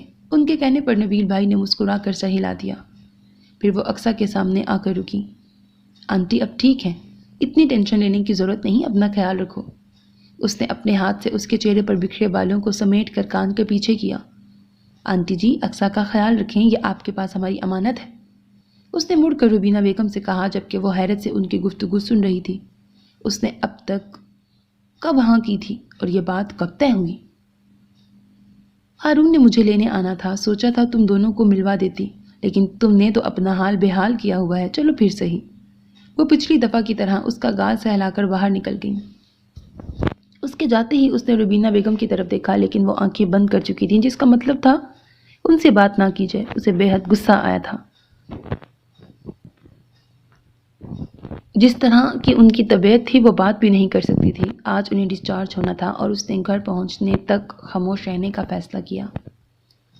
وہ سالم کے لیے دودھ لے کر آئی تھی، لیکن نبیل بھائی کے کمرے کا دروازہ آدھا کھلا تھا۔ اس نے دستک کے لیے ہاتھ اٹھایا، تبھی اسے سائمہ کی آواز سنائی دی۔ وہ اس کے بارے میں بات کر رہی تھی، لیکن جب اپنے نام کے بعد اس نے ہارون کا نام سنا تو دستک کے لیے اٹھا اس کا ہاتھ بے ساختہ اس کے پہلو میں ٹھہر گیا۔ نہ چاہتے ہوئے بھی وہ ان کی بات سننے لگی۔ آپ ہارون کا پتہ کرنے گئے تھے؟ ہاں گیا تھا۔ تو پھر کیا پتہ چلا؟ سائمہ بھابھی کی پرتجسس آواز سنائی دی۔ پتہ نہیں سائمہ، میں کچھ سمجھ نہیں پا رہا۔ وہ جو ثنا صاحبہ آئی تھیں ان کے حلیے سے ہی اندازہ ہوتا ہے وہ خوشحال ہیں۔ پھر ان کی گفتگو کا انداز سب اچھا ہے۔ اپنے بھائی کے بارے میں انہوں نے جو بتایا وہ سب ٹھیک ہے۔ امی نے بھی کہا کہ انہیں یہ رشتہ نہ صرف پسند ہے بلکہ قبول ہے، اور میں خوش ہونے کے ساتھ حیران بھی تھا۔ آخر اتنے امیر لوگوں کو ہم جیسے لوگوں میں کیا نظر آیا؟ وہ تو مجھے اب معلوم ہوا کہ وہ آدمی نہ صرف پہلے شادی کر چکا ہے بلکہ ایک بچی کا باپ بھی ہے، اور امی بھی اس بات کو جانتی ہیں۔ پھر بھی ہاں، تو اس میں حرجی کیا ہے؟ کیسی باتیں کرتی ہو سائمہ؟ اب کہ وہ غصے سے بولے تھے، اقصیٰ کی ابھی عمر ہی کیا ہے، اور اس میں کوئی عیب ہے جو اس کی شادی ایک بچی کے باپ سے کی جائے؟ دولت اپنی جگہ، لیکن میری بہن مجھ پہ بوجھ نہیں۔ یہ بھی خوب کہی آپ نے، بہن بیٹیاں بوجھ ہی ہوتی ہیں۔ اور عمر کی کیا بات کی ہے آپ نے؟ آپ کی بہن اتنی ننھی کاکی نہیں ہے، 32 سال کی ہے، اور آپ تو ایسے کہہ رہے ہیں کہ جیسے آگے بہت اعلیٰ رشتے موجود ہیں۔ اول تو مشکل سے کوئی رشتہ آئے گا، اور اگر ہوگا بھی تو ایسا ہی آئے گا جو ہمارے جیسے ہوں۔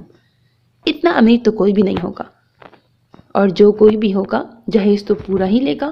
کہاں سے دو گے؟ امی کو میرا خیال ہے آپ سے زیادہ اقصیٰ سے پیار ہوگا، اور جب ان کو کوئی اعتراض نہیں تو آپ کو کیا مسئلہ ہے؟ اب کی بار نبیل بھائی کی کوئی آواز نہیں آئی۔ شاید وہ قائل ہو گئے تھے، اور وہ جو سوچ رہی تھی ان سے دل کی بات کرے گی وہ اس کے دل میں ہی رہ گئی۔ لیکن پھر بھی ایک بار اقصیٰ سے پوچھ لیتے ہیں۔ نبیل بھائی کی دھیمی سی آواز آئی، آپ کی بہن پر شاید ابھی تک کھزر کا بھوت سوار ہے، اس لیے اس میں فیصلہ کرنے کی صلاحیت ابھی موجود نہیں۔ اس سے نہ پوچھیں تو بہتر ہے۔ وہ چپ چاپ وہاں سے ہٹ گئی۔ آخر تم ہتھیلی پر سرسوں جمانے پر کیوں تلی ہو؟ ثنا نے حیران ہو کر ہارون کو دیکھا۔ نہ تو میں شادی کرنا چاہتا ہوں اور نہ ہی مجھے ضرورت ہے۔ پتہ ہے مجھے تمہیں ضرورت نہیں، لیکن رمشا کو ماں کی ضرورت ہے۔ اس بات کو تم مانتے ہو یا نہیں؟ ہاں ہوتی ہے، لیکن اقصیٰ بہت ڈیفرنٹ ہے۔ ثنا کی پر یقین انداز پر وہ استہزائیہ انداز میں مسکرایا۔ آپ اتنے یقین سے کیسے کہہ سکتی ہیں؟ انسان کو جاننے کے لیے ایک نظر کافی ہوتی ہے۔ ثنا نے فرضی کالر جھاڑتے ہوئے کہا۔ آپ تو اس کے عشق میں مبتلا لگتی ہیں، ہارون نے چڑ کر کہا تو وہ مسکرا دی۔ تم بھی ہو جاؤ گے؟ اب کہ ہارون نے چونک کر ان کی طرف دیکھا، پھر سر جھٹک کر ساتھ بیٹھے اپنے بہنوئی سے مخاطب ہوا۔ یوسف بھائی، آپ اپنی بیوی کو سمجھاتے کیوں نہیں؟ یار، تم بھائی ہو کر نہیں سمجھا سکے تو میں غریب بیچارہ شوہر ہوں جو بالکل اپنی بیوی کے رحم و کرم پر ہے۔ بات کے اختتام پر وہ خود کہا لگا کر ہنس پڑے۔ میں بھی اقصیٰ سے مل چکا ہوں، وہ واقعی اچھی لڑکی ہے، اور پھر تم چاہے رمشا کی کتنی بھی اچھی دیکھ بھال کر لو، لیکن جو تربیت ماں کر سکتی ہے وہ تم نہیں کر سکتے۔ بھائی جان، میں آپ کی بات سمجھتا ہوں، لیکن میری بات آپ لوگ نہیں سمجھ رہے۔ شاید رمشا کی قسمت میں ماں کا پیار ہی نہیں، ورنہ اس کی سگی ماں اسے یوں چھوڑ کر نہ جاتی۔ یہ کہتے ہوئے اس کا چہرہ بے ساختہ سرخ ہوا تھا۔ یوسف نے سوالیہ نظروں سے ثنا کو دیکھا۔ ہارون، سب لوگ ایک جیسے نہیں ہوتے۔ شاید، اس نے گہرا سانس لے کے کہا، لیکن مجھے عورت کے اس روپ سے نفرت ہے۔ اس کو اپنی بیوی سے جو زخم ملا تھا اس کے بعد اس کا یہ رویہ حق بجانب تھا، لیکن ثنا اپنے بھائی کو یوں تنہا زندگی گزارتے نہیں دیکھ سکتی تھی۔ پچھلی باتیں بھول جاؤ ہارون، اپنی اگلی زندگی کے بارے میں سوچو، اور مجھے یقین ہے اقصیٰ تمہیں اتنی خوشیاں دے گی کہ تم سب بھول جاؤ گے۔ آپ سمجھ نہیں رہی؟ وہ جیسے زچ ہو کر بولا۔ سمجھ تم نہیں رہے؟ اب جب شادی کی ڈیٹ فکس ہو رہی ہے، سب طے ہے، تم آئیں بائیں شائیں کر رہے ہو۔ جانتے ہو ان لوگوں کو منانے کے لیے مجھے کتنے جتن کرنے پڑے ہیں۔ تو آپ سے کس نے کہا تھا؟ ہارون نے غصے سے اسے دیکھا۔ تم بھی کمال کرتی ہو ثنا۔ خاموشی سے دونوں بہن بھائی کی گفتگو سنتے یوسف بھی آخر بول پڑے۔ تم تو ایسے کہہ رہی ہو جیسے ہارون کو کوئی رشتہ نہیں ملنا تھا۔ ایک سے ایک حسینہ دل ہاتھ میں لیے ان کی راہ میں کھڑی تھی۔ یوسف نے شرارت سے اپنے سالے کو دیکھا تو ثنا بھی مسکرا دی۔ میں جانتی ہوں میرا بھائی ہے ہی شہزادہ، لیکن وہ سب فیشن کی ماری اپنے آپ میں مگن۔ اگر ان میں سے کسی کا انتخاب کیا جاتا تو ان کا مقصد صرف ہارون اور ہارون کی دولت ہوتا۔ ان میں سے کوئی رمشا کو ماں کا پیار نہیں دے سکتا تھا۔ اور یہ آپ کیسے کہہ سکتے ہیں کہ جس لڑکی کا آپ نے انتخاب کیا ہے اسے میری دولت کی چاہ نہیں اور وہ رمشا کو ماں کا پیار دے گی؟ وہ ان میرڈ ہے، خوبصورت ہے، ایجوکیٹڈ ہے، تو اس کی کیا مجبوری ہے کہ مجھ سے، جو پہلے سے شادی شدہ اور ایک بچی کا باپ ہے، شادی کرے؟ شادی کرنے کو تیار ہو گئی ہے۔ ہارون اپنے سوالوں کے لیے بھی حق بجانب تھا۔ میں نے کہا نا، میں نے کس طرح اقصیٰ کی والدہ کو تیار کیا ہے یہ میں ہی جانتی ہوں۔ اس کی والدہ بیمار ہے، فادر کی ڈیتھ ہو چکی ہے، اس کی امی اپنی زندگی میں اس کی شادی دیکھنا چاہتی ہیں، بس یہ بات ہے۔ وہ قائل تو نہیں ہوا تھا لیکن اس کا فون آ گیا تو وہ معذرت کر کے اٹھ گیا، جبکہ ثنا پرسوچ انداز میں اسے جاتا دیکھتی رہی۔ کس اینگل سے لگتا ہے تمہاری شادی ہو رہی ہے؟ بلکہ لگتا ہے تمہیں عمر قید کی سزا سنائی گئی ہے۔ اقصیٰ، خدا کے لیے اپنی حواس باختہ شکل پر کوئی رونق لے آؤ۔ ایسے لگ رہا ہے جیسے میں تمہیں اغوا کر کے لے کے جا رہی ہوں۔ وہ اس کے ساتھ چلتی مسلسل بول رہی تھی، لیکن اقصیٰ کی گھبراہٹ میں کوئی فرق نہیں آیا تھا۔ خدا کے لیے امرین، خاموش ہو جاؤ، میں پہلے ہی بہت پریشان ہوں۔ وہ تو نظر آ رہا ہے، اسی لیے پوچھ رہی ہوں کیوں پریشان ہو؟ آخر ثنا جی نے ہمیں اس شاپنگ مال میں کیوں بلوایا ہے؟ یہ شاپنگ مال ہے نا، یہاں لوگ شاپنگ کرنے آتے ہیں، تو انہوں نے بھی شاپنگ کے لیے بلوایا ہوگا۔ ابھی اقصیٰ نے کچھ کہنے کے لیے منہ کھولا ہی تھا کہ اس کا موبائل بج اٹھا۔ دوسری طرف ثنا تھی، اس نے ثنا کو اس شاپ کے بارے میں بتایا جہاں وہ اور امرین کھڑے تھے۔ کچھ دیر بعد وہ ان کے سامنے تھی۔ ثنا نے اس کے لیے اچھی خاصی شاپنگ کی تھی اور ہر جوڑا اتنا مہنگا تھا کہ وہ دیکھ کر حیران تھی۔ چلتے چلتے وہ وقتاً فوقتاً اپنے موبائل پر میسج کر رہی تھی، پھر وہ انہیں لے کر جیولر کی شاپ میں آ گئی۔ انہوں نے کھڑے کھڑے لاکھوں خرچ کر دیے تھے۔ امرین اس کی قسمت پر رش کر رہی تھی۔ کیا خیال ہے اب کچھ کھا نہ لیا جائے؟ ساری خریداری کے بعد ثنا نے ان لوگوں سے کہا تھا۔ نہیں، اب ہمیں چلنا چاہیے، اقصیٰ نے جلدی سے کہا۔ کیوں اقصیٰ؟ کیا ہوا؟ لگتا ہے تمہیں شاپنگ پسند نہیں آئی؟ نہیں، ایسی بات نہیں، بس سب بہت اچھا ہے، لیکن وہ امی کی وجہ سے کہہ رہی ہوں، وہ انتظار کر رہی ہوں گی۔ کوئی بات نہیں، میں خود چھوڑ آؤں گی، یہاں میک ڈونلڈ ہے، کچھ لے لیتے ہیں۔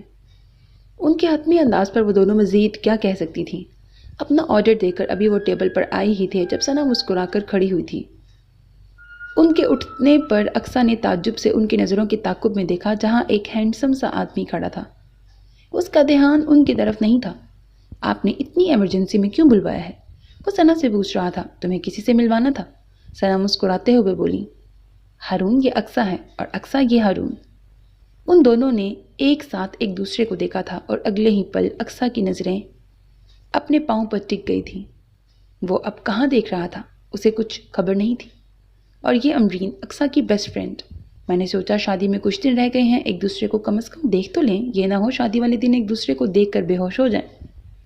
ثنا کی بات پر وہ اور امرین کہا لگا کر ہنس پڑے، جبکہ وہ اتنی نوبس تھی کہ دل چاہ رہا تھا یہاں سے 1 منٹ میں غائب ہو جائے۔ اقصیٰ، اگر تمہیں ہارون سے کوئی بات پوچھنی ہو تو پوچھ لو۔ اسے خود احساس ہو رہا تھا، اس کا چہرہ سرخ ہو رہا ہے جبکہ کانوں کی لوئیں جلتی محسوس ہو رہی تھیں۔ اس کا سر بے ساختہ نفی میں ہلا تو ثنا نے بازو اس کے گرد پھیلا کر اسے ساتھ لگا لیا۔ اقصیٰ بہت شائع ہے، ہارون تم ہی کوئی بات کر لو، میں اور امرین دوسری ٹیبل پر چلے جاتے ہیں۔ اور اقصیٰ کی جان ہوا ہونے لگی۔ اٹس اوکے، آپ سے مل کر خوشی ہوئی، but I have to go, مجھے آفس میں ضروری کام ہے، سوری۔ اوکے ثنا، میں چلتا ہوں۔ اس نے پتہ نہیں کس سے خوشی سے ملنے کا اظہار کیا تھا، لیکن اس کے جاتے ہی اقصیٰ نے گہرا سانس لیا۔ ثنا نے بغور اس کا جائزہ لیا۔ اب چلیں، بہت دیر ہو گئی ہے۔ ہاں چلو، آپ کی بار، ثنا نے سنجیدگی سے جواب دیا۔ اقصیٰ اور امرین کو چھوڑ کر جب وہ گھر کی طرف جا رہی تھیں تو ان کے چہرے پر سوچ کی گہری پرچھائیاں تھیں۔ ہارون بھائی کا کوئی فون آیا؟ وہ جو اپنے کپڑے پیک کر رہی تھی حیرت سے امرین کو دیکھنے لگی۔ تم سے انہوں نے کہا تھا کہ وہ فون کریں گے؟ امرین جو شرارت سے اسے دیکھ رہی تھی اس کا جواب سن کر مسکرا دی۔ کہا نہیں تھا تو کیا ہوا، فون بغیر کہیں بھی آ سکتا ہے۔ نہیں آیا، وہ غصے سے بولی۔ لگتا ہے بڑا افسوس ہو رہا ہے۔ وہ کام چھوڑ کر ایک دم سیدھی ہوئی۔ امرین، تو مجھے تنگ کرنے آئی ہو؟ وہ جھنجھلائی۔ تنگ کرنے نہیں، صرف تمہارا جائزہ لینے آئی ہوں۔ مذاق ایک طرف، مجھے صحیح صحیح بتاؤ، تم خوش ہو؟ تمہیں کیا لگتا ہے؟ اقصیٰ نے الٹا اسی سے سوال کیا۔ میرا جہاں تک خیال ہے پہلی والی سچویشن بھی نہیں۔ اگر تم خوش نہیں تو ناخوش بھی نہیں لگ رہی۔ امرین کی بات پر وہ مسکراتی۔ صحیح کہہ رہی ہو۔ میری ایک ہاتھ سے میری ماں کے چہرے پر جو رونق آئی ہے اس کے بعد مجھے کوئی افسوس نہیں رہا۔ میں نے سب اپنی قسمت پہ چھوڑ دیا ہے۔ یہ فیصلہ امی کا فیصلہ ہے، اس میں ان کی دعائیں شامل ہیں بس۔ وہ کندھے اچکا کر بولی، اللہ اپنے بندے کے ساتھ کبھی برا نہیں کر سکتا۔ اور ثنا جس قدر محبت سے لے جا رہی ہیں، قسم سے مجھے تم پر رشک آتا ہے۔ اور ہارون بھائی کو دیکھ کر سارا افسوس ختم ہو گیا۔ کتنی شاندار پرسنالٹی ہے ان کی۔ بس میری یہ دعا ہے کہ جس محبت کی تم حقدار ہو وہ تمہیں ضرور ملے۔ اس کی دعا پر وہ مسکرا دی تھی۔ اس نے ماضی کی راکھ کو دل سے کھرچ کر خوش حال مستقبل کی دعا کرتے ہوئے نکاح نامے پر سائن کیے تھے، لیکن جانے پھر بھی کیوں کتنے ہی آنسو آنکھوں سے گرے تھے۔ ثنا نے کسی قسم کے جہیز سے منع کر دیا تھا، لیکن روبینہ بیگم نے پھر بھی اپنی توفیق کے مطابق کافی دیا تھا۔ وہ پتہ نہیں کب سے اس کے لیے جمع کر رہی تھیں، وہ تو اتنا کچھ دیکھ کر حیران تھی۔ امرین بار بار اسے کہہ رہی تھی وہ بہت خوبصورت لگ رہی ہے، لیکن اس کا آئینہ دیکھنے کو دل ہی نہیں چاہ رہا تھا۔ اسے سٹیج پر لے جایا گیا اور کچھ دیر بعد رخصتی کا شور اٹھا تھا۔ وہ جو بالکل ساکت تھی، ماں کے گلے لگتے ہی وہ سکتہ ٹوٹ گیا تھا۔ وہ اتنا روئی تھی کہ ثنا کو آگے بڑھ کر اسے الگ کرنا پڑا تھا۔ سارا راستہ ثنا نے اس کا ہاتھ تھامے رکھا تھا، جو اس کے لیے تقویت کا باعث تھا، ورنہ جس سے اتنا مضبوط رشتہ جڑا تھا اس کی تو اس نے آواز بھی نہیں سنی تھی۔ گھر پہنچتے ہی مختلف رسموں سے اس کا استقبال ہوا تھا۔ ہر رسم میں اس کے لیے چاہت تھی۔ کچھ دیر فوٹو شوٹ ہوا، پھر ثنا اسے کمرے میں چھوڑ گئیں۔ گھر میں ابھی بھی کچھ مہمان موجود تھے۔ وہ ہارون کو ڈھونڈتی ہوئی لاؤنج میں آئیں، جہاں حمیرہ رمشا کی گورننس کھانا کھا رہی تھی۔ تم یہاں ہو؟ رمشا کے پاس کون ہے؟ رمشا کے سلسلے میں لاپرواہی پر اسے غصہ آ گیا تھا۔ جی وہ ہارون بھائی رمشا کے ساتھ ہیں۔ یہ سن کر ان کے اعصاب اور تن گئے تھے۔ دروازہ کھولتے ہی ان کی پہلی نظر ہارون پر پڑی تھی، جو رمشا کو سینے پر لٹائے آنکھیں بند کیے لیٹا تھا۔ ثنا کا دل چاہا اپنا سر دیوار پر دے مارے۔ ہارون؟ ان کے پکار میں واضح طور پر غصہ جھلک رہا تھا۔ ہارون نے صرف آنکھیں کھولنے پر اکتفا کیا۔ مجبوراً انہیں خود بیڈ تک آنا پڑا۔ ہارون تم اسے نکاح کر کے لائے ہو۔ اللہ تعالیٰ کو حاضر ناظر جان کر اس کے حقوق ہیں تم پر۔ اس کو یوں نظر انداز کر کے تم اس کے اور اللہ کے دونوں کے گناہ گار بن رہے ہو۔ اپنے لیے نہ صحیح رمشا کے لیے اس سے تعاون کرو۔ اگر تم اس کا خیال نہیں کرو گے تو وہ کیسے رمشا کو اپنا سکے گی؟ اب کی بار اس نے آنکھیں کھول کر ثنا کو دیکھا۔ تم رمشا کی فکر نہ کرو، میں رمشا کے ساتھ سوؤں گی۔ آج تمہارا اقصیٰ کے ساتھ ہونا ضروری ہے، کل بے شک رمشا کو پاس سلا لینا۔ ثنا نے سوئی ہوئی رمشا کو گود میں اٹھا لیا تو وہ چپ چاپ کھڑا ہو گیا۔ رکو ہارون۔ وہ دروازے کے پاس پہنچا تھا جب ثنا کی آواز پر رک گیا۔ یہ اقصیٰ کو دے دینا اپنی طرف سے، اور پلیز اس کے ساتھ اچھی طرح بات کرنا۔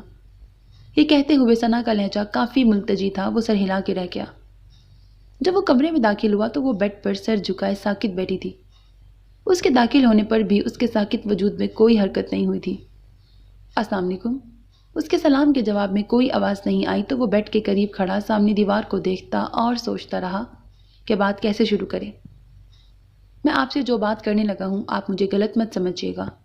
میں یہ شادی نہیں کرنا چاہتا تھا۔ بات کی نہیں کہ کمی آپ میں ہے، بات صرف اتنی ہے کہ میں کسی سے بھی شادی نہیں کرنا چاہتا تھا۔ یہ شادی میں نے صرف ثنا اور خاص طور پر رمشا اپنی بیٹی کے لیے کی ہے۔ اب جب آپ میرے نکاح میں ہیں تو اس حق سے آپ یہاں ہر چیز کی مالک ہیں۔ آپ کو یہاں کوئی روک ٹوک نہیں ہوگی۔ آپ کو یہاں رمشا کے لیے لایا گیا ہے۔ اگر آپ رمشا کو صحیح معنوں میں پیار دیں گی تو میں آپ کا احسان مند رہوں گا۔ اور جہاں تک میری بات ہے میں آپ کو بتا چکا ہوں۔ بات کے اختتام پر جب مسلسل خاموشی چھائی رہی تو اس نے نظریں گھما کر دائیں طرف دیکھا۔ وہ اب بھی ویسے ہی سر جھکائے بیٹھی تھی۔ اس کے چہرے کے تاثرات تو دور کی بات چہرہ بھی دیکھ نہیں پایا۔ اس نے ایک پل اس کے بولنے کا انتظار کیا، لیکن جب دوسری طرف سے کوئی رد عمل ظاہر نہ ہوا تو اس نے ہاتھ میں پکڑا کنگن کا باکس اس کے آگے رکھ دیا۔ یہ آپ کے لیے۔ رکھ کر وہ سیدھا ہوا۔ ابھی مڑا ہی تھا جب اس نے اس کی آواز سنی۔ مجھے چینج کرنا ہے۔ ایسے لگا جیسے خاموشی میں سریلی گھنٹیاں بج اٹھی ہوں، ساتھ ہی چوڑیوں کی چھن چھن پورے کمرے میں گونج اٹھی۔ اس نے مڑ کر دیکھا۔ وہ بھاری دوپٹہ اور لہنگا سنبھالتی بیڈ سے اتر رہی تھی۔ اس کے دیکھتے ہی دیکھتے وہ کھڑی ہوئی اور سر اٹھا کر اسے دیکھا۔ اسے مسلسل اپنی طرف دیکھتا پا کر اس نے سر جھکا لیا۔ واش روم کی طرف اس نے ہاتھ سے اشارہ کیا۔ وہ ہوا کے سبک جھونکے کی طرح اس کے قریب سے گزری تھی۔ اس کے ایک ایک قدم کے ساتھ ہارون کی نظریں تھیں۔ جب ڈریسنگ روم میں داخل ہو کر اس نے دروازہ بند کیا تو وہ جیسے چونک کر ہوش میں آیا۔ جب ثنا اسے یہاں بٹھا کر گئی تھی تو اس کا دل آنے والے لمحوں کے خیال سے بہت تیزی سے دھڑک رہا تھا، لیکن ہر گزرتے پل کے ساتھ دھڑکن مدھم ہوتی جا رہی تھی۔ کتنے ہی پل گزر گئے اور دل جیسے دھڑک دھڑک کے تھک گیا، اور پھر دروازہ کھلا تھا تب جب ہر طرف خاموشی چھا چکی تھی۔ اس نے آ کر سلام کیا تھا، لیکن وہ کوشش کے باوجود کچھ بھی نہ کہہ سکی، اور پھر وہ بولتا گیا، وہ سنتی رہی۔ سب کچھ سن کر اسے جھٹکا لگنا چاہیے تھا، لیکن اسے لگ رہا تھا اس میں سوچنے اور محسوس کرنے کی صلاحیت ختم ہو چکی ہے۔ وہ کہہ رہا تھا اسے شادی کی ضرورت نہیں تھی، دوسرے معنوں میں اسے اس کی ضرورت نہیں تھی۔ ٹھیک ہی تو کہہ رہا تھا، وہ تو محبت کر چکا تھا، جس سے اس نے محبت کی تھی۔ جب اس نے اسے نہیں اپنایا تو وہ تو پھر اس سے محبت نہیں کرتا تھا۔ اسے یہاں کسی کی ماں بنا کر لایا گیا تھا، اب اسے کسی چیز کی حاجت نہیں رہی تھی، وہ بس وہاں سے ہٹ جانا چاہتی تھی۔ اس کے اٹھنے پر پہلی بار اس نے اسے دیکھا تھا، اور اس نے واضح طور پر اسے چونکتے دیکھا تھا۔ وہ نہیں جانتی تھی کیوں۔ وہ بھاری قدموں کے ساتھ اس کے بتائے ہوئے دروازے کی طرف بڑھ گئی۔ دروازہ بند کرتے ہی اس کی پہلی نظر سامنے دیوار گیر آئینے پر پڑی، جہاں اس کا عکس بہت واضح تھا۔ وہ اسی عکس کے زیر اثر چلتی ہوئی دیوار گیر آئینے کے سامنے کھڑی ہو گئی۔ وہ اتنی خوبصورت لگ رہی تھی کہ اس کی خود پر سے نظر نہیں ہٹ رہی تھی۔ امرین نے اسے کہا تھا کہ اس پر بہت روپ آیا ہے، لیکن اس نے خود کو دیکھا بھی نہیں تھا۔ لیکن اب وہ خود کو دیکھ کر چونک اٹھی تھی، اور اپنے چونکنے پر اسے کسی اور کا چونکنا بھی یاد آیا تھا، لیکن اس کے چونکنے کی وجہ بھی میرا روپ تھا۔ نہیں، اس کا سر خود ہی نفی میں ہلا۔ اس نے گہرا سانس لے کر خود پر سے نظریں ہٹا لیں۔ سب سے پہلے اس نے اپنے دونوں ہاتھوں کی چوڑیاں اتاری تھیں۔ ٹیکا، جھومر، ہر اترتی چیز کے ساتھ یادوں اور باتوں کا سلسلہ بھی جاری تھا۔ وہ بہت آہستگی سے کام کر رہی تھی، جانتی تھی باہر کسی کو اس کا انتظار نہیں۔ اگر آج باہر بیٹھے شخص کی جگہ خضر ہوتا تو اس خیال کے آتے ہی جانے کہاں سے دو آنسو گالوں پر لڑک گئے۔ امی، بھابھی اور بھائی نے سوچا، محلوں میں راج کرے گی۔ ہاں، یہ گھر محل ہی تو ہے، یہاں دنیا کی نعمت موجود ہے جو عام آدمی کے بس کی بات نہیں۔ اس نے ارد گرد نظریں گھما کر دیکھا، لیکن اس محل کے اندر میں ایک ایسی شہزادی ہوں جس کے جسم میں دوسروں کی خواہشوں کی سوئیاں چبھو دی گئی ہیں، جسے اب کوئی شہزادہ آ کر نہیں نکال سکتا۔ اس کا چہرہ آنسوؤں سے مکمل طور پر بھیگ چکا تھا۔ کپڑے بدل کر کچھ دیر یوں ہی کھڑی وہ اپنے حواس بحال کرتی رہی، پھر اس نے سختی سے اپنے چہرے پر آئے آنسوؤں کو صاف کیا تھا، اپنی ہر خواہش چاہت کو دل کے قبرستان میں دفن کر دیا تھا، اور اب وہ صرف حکم کی غلام تھی۔ باہر نکلتے ہی اسے حیرت کا جھٹکا لگا تھا۔ اس کا خیال تھا یا تو وہ سو چکا ہوگا یا باہر جا چکا ہوگا، لیکن وہ تو اس کا منتظر تھا۔ اس کو دیکھ کر وہ کھڑا ہو گیا تھا۔ میں نے سوچا آپ کو کسی چیز کی ضرورت ہو؟ وہ اس سے پوچھ رہا تھا۔ اس کا سر نفی میں ہلا تھا۔ وہ تکیہ اٹھا کر صوفے کے قریب آ گیا۔ آپ بیڈ پر آرام سے سو جائیں۔ اقصیٰ نے صوفے کو دیکھ کر اس کا قد دیکھا۔ اتنے لمبے قد کے ساتھ اس صوفے میں سمانا اس کے لیے آسان نہ تھا۔ ویسے بھی بیڈ پر بھی اسے نیند کہاں آنی تھی۔ وہ بیڈ پر جانے کی بجائے صوفے کے قریب آ گئی۔ میں یہاں ٹھیک رہوں گی۔ اس سے پہلے کہ وہ مزید کچھ کہتا وہ صوفے پہ بیٹھ گئی۔ اس کا قطعیت بھرا انداز دیکھ کر وہ بھی خاموشی سے بیڈ کی طرف چلا گیا۔ اگلے ہی پل کمرہ اندھیرے میں ڈوب گیا، اور کچھ دیر بعد کمرے میں نیلگوں روشنی پھیل گئی۔ وہ آہستگی سے صوفے پہ لیٹ گئی۔ کمرے کے ساتھ دل میں بھی مکمل خاموشی تھی۔ کمرے میں صرف گھڑی کی ٹک ٹک اور اے سی کی خنکی پھیلی تھی۔ دماغ کو اس نے ہر سوچ سے آزاد کر دیا تھا، اس لیے اندھیرا ہوتے ہی نیند غالب آنے لگی تھی۔ وہ جب بیڈ پر لیٹا تھا نیند آنکھ سے کوسوں دور تھی۔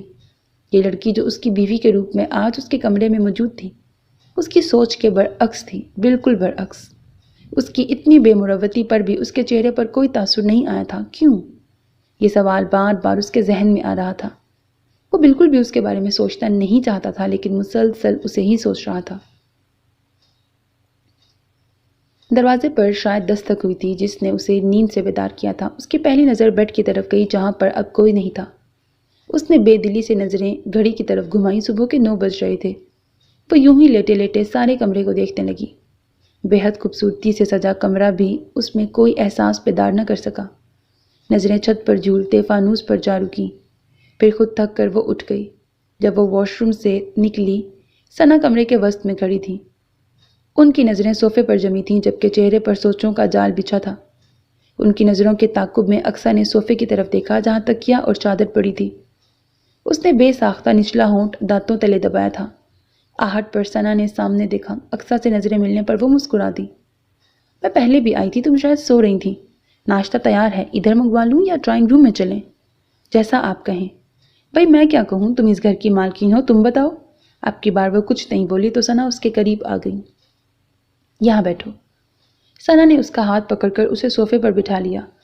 ویسے تو یہ پوچھنا اچھا نہیں لگتا، یہ تمہاری پرسنل لائف ہے، لیکن جو مجھے نظر آ رہا ہے اس معاملے میں اگر میں نے تم دونوں کے دماغ میں جو الجھنیں ہیں نہ دور کی تو سب ختم ہو جائے گا۔ ثنا کی اتنی لمبی تمہید کا مقصد اسے سمجھ آ رہا تھا۔ ہارون نے کل تم سے کیا کہا؟ اقصیٰ نے نظریں اٹھا کر ثنا کی طرف دیکھا۔ وہ اس کے جواب کی منتظر تھی۔ کچھ بھی نہیں، جھوٹ مت بولو اقصیٰ۔ وہ ڈپٹ کر بولی، تم شاید مجھے اپنی نند ہی سمجھو لیکن میں تمہیں اپنی چھوٹی بہن مانتی ہوں۔ تمہیں یہاں میں اپنی پسند سے لائی ہوں۔ تمہارے بارے میں نے بہت سے دعوے کیے ہیں اور ان دعووں پر مجھے یقین بھی بہت ہے، اور وہ خود بھی جانتی تھی وہ یہاں صرف ثنا کی خواہش کی وجہ سے تھی۔ بولو اقصیٰ۔ ثنا نے پیار سے اس کا گال تھپتھپایا تو آنکھوں میں جمی برف پگھلنے لگی۔ آنسو ایک کے بعد ایک اس کی آنکھوں سے گرنے لگے۔ انہوں نے کہا انہیں شادی کی ضرورت نہیں تھی، وہ شادی نہیں کرنا چاہتے تھے، اور ثنا کا دل چاہا ہارون سامنے ہو تو ایک تھپڑ تو ضرور لگائے۔ اس کے اتنا سمجھانے کے باوجود مرغے کی وہی ایک ٹانگ۔ ثنا کو روتی ہوئی اقصیٰ پر بے تحاشا ترس آیا تھا، پھر بھی اقصیٰ نے ان سے کوئی شکایت کوئی شکوہ نہیں کیا تھا۔ انہیں ایک بار پھر اپنے انتخاب پر ناز ہوا تھا۔ ثنا نے بہت پیار سے اس کے آنسو صاف کیے۔ پلیز اقصیٰ، تم ہارون کی باتوں کو دل پر مت لینا۔ دراصل ہارون کے ساتھ جو پہلے ہوا وہ اب تک اس صدمے کے زیر اثر ہے۔ ہارون کی جس سے شادی ہوئی تھی اس نے ہارون کے اعتماد کو دھوکہ دیا۔ رمشا 3 ماہ کی تھی جب وہ اسے گھر کے دروازے کے آگے لاوارثوں کی طرح چھوڑ گئی۔ ہماری کام والی آئی تو دیکھا ایک بچہ باہر پڑا ہے۔ وہ بچے کو اٹھا کر اندر لے آئی۔ ابھی ہم یہ سمجھنے کی کوشش کر رہے تھے کہ یہ کس کا بچہ ہے۔ ناز کا فون آ گیا کہ وہ اپنی نئی زندگی کا آغاز کرنا چاہتی ہے۔ ہارون کا بچہ اس کے لیے بوجھ ہے، لہٰذا یہ بوجھ وہ خود اٹھائے۔ ہمارے لیے وہ بوجھ تو نہیں تھی، ہارون کی تو وہ جان ہے، لیکن یہ خیال آج بھی لرزا جاتا ہے کہ اتنی سی جان خدا نہ خواستہ اگر باہر سے کوئی جانور اٹھا لیتا یا کاٹ لیتا تو۔ ثنا کے ساتھ اقصیٰ نے بھی بے ساختہ جھرجھری لی تھی۔ تب سے ہارون ایسا ہو گیا ہے۔ یہ ٹھیک ہے وہ شادی نہیں کرنا چاہتا تھا، لیکن اس کا مطلب یہ نہیں ہے کہ اسے تم پسند نہیں۔ تم تو اتنی پیاری ہو کہ کوئی بھی تم سے محبت کرنے لگے، اور مجھے یقین ہے ہارون بھی تم سے محبت کرنے لگے گا۔ بس تمہیں تھوڑی محبت اور صبر سے کام لینا ہوگا۔ میں یہ سب تمہیں شادی سے پہلے بتانا چاہتی تھی، لیکن حالات کچھ ایسے رہے کہ مجھے بتانے کا موقع ہی نہیں ملا۔ تم فکر نہ کرو، سب ٹھیک ہو جائے گا، میں تمہارے ساتھ ہوں۔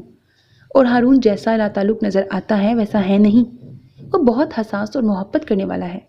اسے جلد ہی تمہاری خوبیوں کا اندازہ ہو جائے گا، پھر دیکھنا تمہیں اتنی محبت ملے گی تم خود بھی حیران رہ جاؤ گی۔ تبھی ایرج بچی کو اٹھائے اندر داخل ہوئی۔ رونے کی آواز پر دونوں نے چونک کر دیکھا تھا۔ ماما دیکھیں، رمشا رو رہی ہے۔ ثنا نے فوراً اسے گود میں لے لیا۔ رمشا میری جان، وہ اسے سینے سے لگائے پچکارنے لگی، جبکہ ایرج مسلسل اقصیٰ کو دیکھے جا رہی تھی۔ اقصیٰ مسلسل اس کے دیکھنے پر مسکرا دی۔ اس کے مسکراہٹ نے جیسے اسے حوصلہ دیا تھا۔ ٹیچر، اب آپ یہاں رہیں گی؟ اس کی بات پر ثنا کھلکھلا کے ہنس پڑی۔ بیٹا، اب یہ آپ کی ٹیچر نہیں، مامی ہیں، رمشا کی مما ہیں۔ کہنے کے ساتھ اس نے رمشا کو اس کی طرف بڑھایا تھا اور اس نے بڑی احتیاط سے اس نازک وجود کو تھاما تھا۔ اس کومل وجود کی موہنی صورت دیکھ کر اس نے بے ساختہ اس کا منہ چوما۔ وہ تقریباً 6 ماہ کی صحت مند بچی تھی۔ ارے اقصیٰ، یہ تمہیں دیکھ کر مسکرا رہی ہے۔ ثنا کی پرجوش آواز پر اس نے مسکرا کر سامنے دیکھا تو نظریں سامنے دروازے میں کھڑے ہارون سے جا ٹکرائیں۔ نہ جانے کیوں اس کی مسکراہٹ سکڑ گئی تھی۔ ماموں، اسے دیکھ کر ایرج بھاگتی ہوئی اسے لپٹ گئی تو اس نے اسے گود میں اٹھا لیا۔ آؤ ہارون، دیکھو رمشا نے فوراً اپنی ماں کو پہچان لیا۔ ثنا کا لہجہ خوشی کے ساتھ جتاتا ہوا بھی تھا۔ ہارون نے بغور اقصیٰ کے جھکے ہوئے سر کو دیکھا، لیکن وہ بالکل بھی اس کی طرف متوجہ نہیں تھی۔ وہ بس رمشا کو دیکھے جا رہی تھی جو اپنے چھوٹے چھوٹے ہاتھوں سے اس کے بالوں کو پکڑنے کی کوشش کر رہی تھی۔ वलीमे की तकरीब 5 स्टार होटल में थी। वो मुस्कुराते हुए चेहरे के साथ सबसे मिल रही थी। उसने कई लोगों को अपनी किस्मत पर रश्क करते सुना था। जब इंसान पर मुश्किल आती है तो उसके पास 2 रास्ते होते हैं, या तो उनका हिम्मत से मुकाबला करे या खुद को हालात के धारे पर छोड़ दे, और उसने दूसरा रास्ता इख्तियार किया था। सब कुछ अपनी किस्मत पर छोड़ दिया था। मोहब्बत उसकी किस्मत में नहीं थी। उसने इस मामले में हार मान ली थी। दुनिया में कितने ही लोग थे जो समझौते के साथ ज़िंदगी बसर करते हैं, तो चलो उनमें से एक वो भी सही। और जहाँ तक रिमशा की बात थी, उसे उसके लिए लाया गया था। और जब से उसने रिमशा की पैदाइश की कहानी सुनी थी और उसे देखा था, उसके दिल में खुद ब खुद उसके लिए मोहब्बत पैदा हो गई थी। एक औरत चाहे माँ हो या ना हो, उसके अंदर ममता तो अल्लाह ने शुरू से ही रखी होती है। और फिर उसे तो बच्चे वैसे भी बहुत अच्छे लगते थे। उसे नहीं लगता था कि वो कभी रिमशा की सुतेली माँ बन सकेगी। कोई माँ इतनी जालिम कैसे हो सकती है? रिमशा के बारे में सारे हालात सुनकर अमरीन ने बेसाख्ता अफसोस से कहा था, मैं तो खुद हैरान हूँ। तुम रिमशा को देखो, इतनी प्यारी है कि कोई गैर भी बेसाख्ता उसको प्यार करने पर मजबूर हो जाए। वो तो फिर उसकी अपनी सगी माँ थी। अमरीन ने पुरसोच अंदाज में सर हिलाया। अच्छा ये बताओ, सना जी ने रिमशा की माँ के मुतालिक कोई और बात नहीं बताई? तुमने देखा उस औरत को कैसी थी? नहीं, बस इतना ही कहा कि उसने हम सबको धोखा दिया है। और जहाँ तक देखने की बात है, मैं सिर्फ वहाँ 1 दिन ही रही हूँ। वलीमे के बाद मैं इधर आ गई और मुसलसल 5 दिनों से यहीं हूँ। 5 दिन? अमरीन ने 5 दिन को काफ़ी लंबा खींचा था। लगता है ये 5 दिन 5 सदियों की तरह भारी महसूस हो रहे हैं। हारून भाई ज़्यादा याद आ रहे हैं? अमरीन के कहने पर वो मुस्कुरा दी। अपना दर्द छुपाकर मुस्कुराहट चेहरे पर रखना शुरू से ही उसकी आदत थी। जब ये दर्द उसने अपनी माँ को नहीं बताया तो अमरीन बेशक उसकी बेहतरीन दोस्त और रास्ता थी, लेकिन कुछ बातें सिर्फ अपने दिल में रखने के लिए होती हैं। फुफो, सारिम ने तीसरी दफ़ा अंदर झांक कर उसके होने की तस्दीक की थी। उसकी इस हरकत पर वो बेसाख्ता मुस्कुराई थी। सारिम इधर आओ।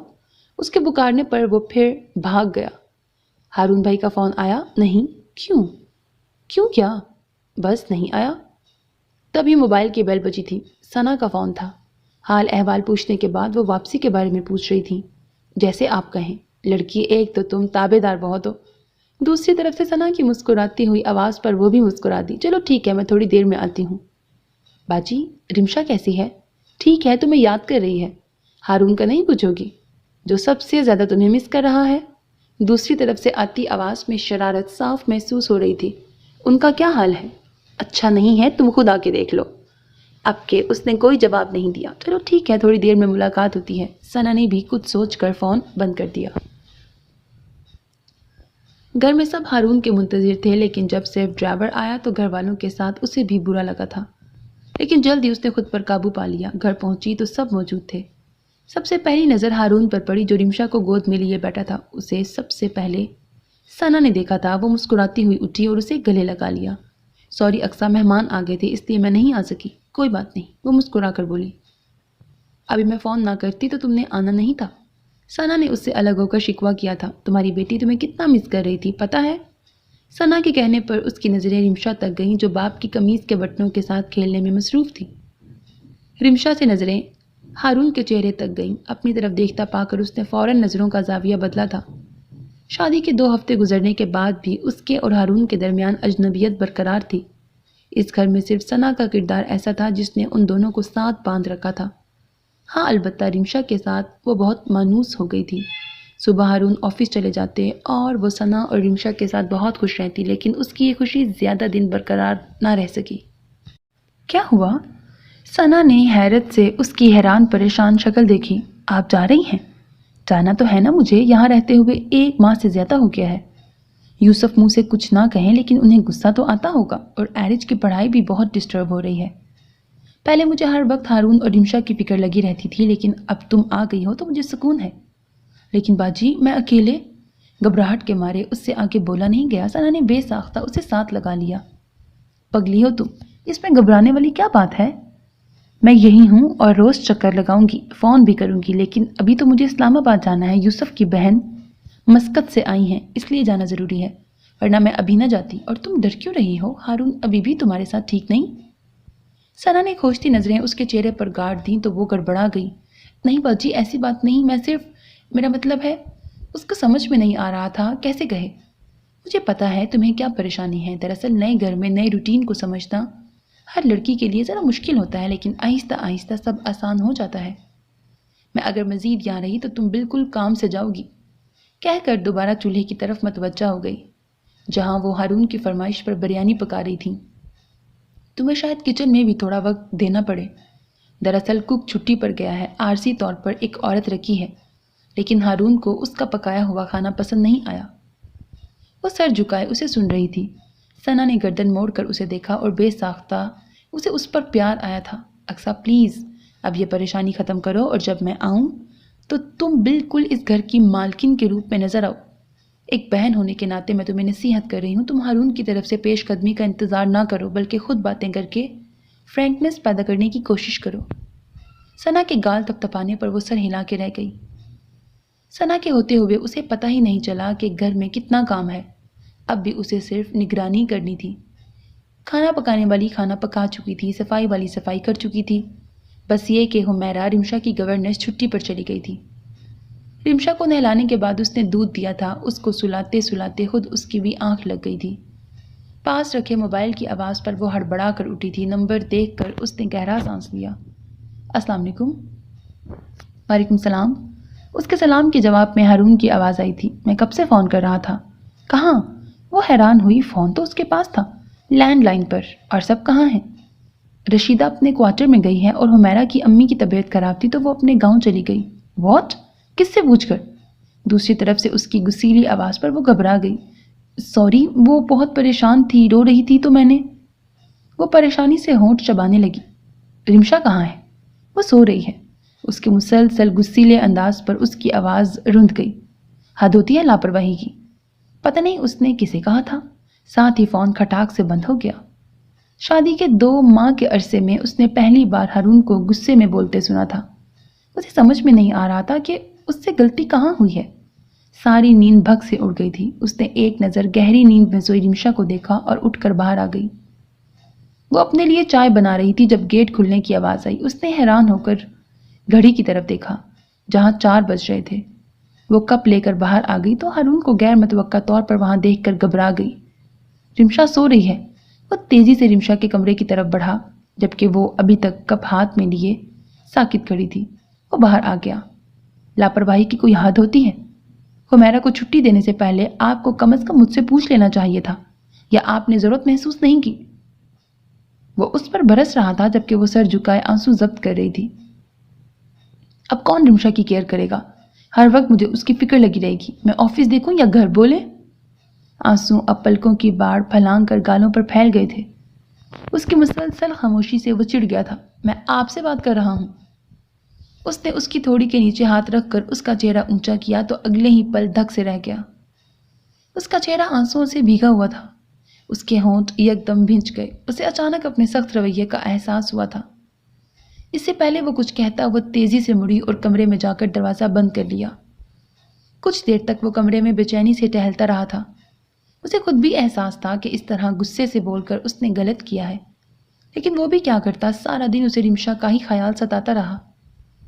آج پہلے دن وہ رمشا کو ثنا کے بغیر اکیلے چھوڑ کر آیا تھا، اور فون کرنے پر جب اسے پتا چلا کہ حمیرہ چلی گئی ہے، اس کی فکر 2 چند ہو گئی۔ سارا غصہ اس نے اقصیٰ پر نکال دیا، لیکن اس کی وہ بھیگی آنکھیں بار بار اس کے تصور میں آ کر اسے بے چین کر رہی تھی۔ اس نے سوچا تھا وہ کبھی اس کے بارے میں نہیں سوچے گا، لیکن وہ نہ صرف سوچ رہا تھا بلکہ اس کے لیے پریشان ہو رہا تھا، شاید اس لیے کہ وہ بہت مختلف لڑکی تھی۔ اچانک دروازے پر دستک ہوئی۔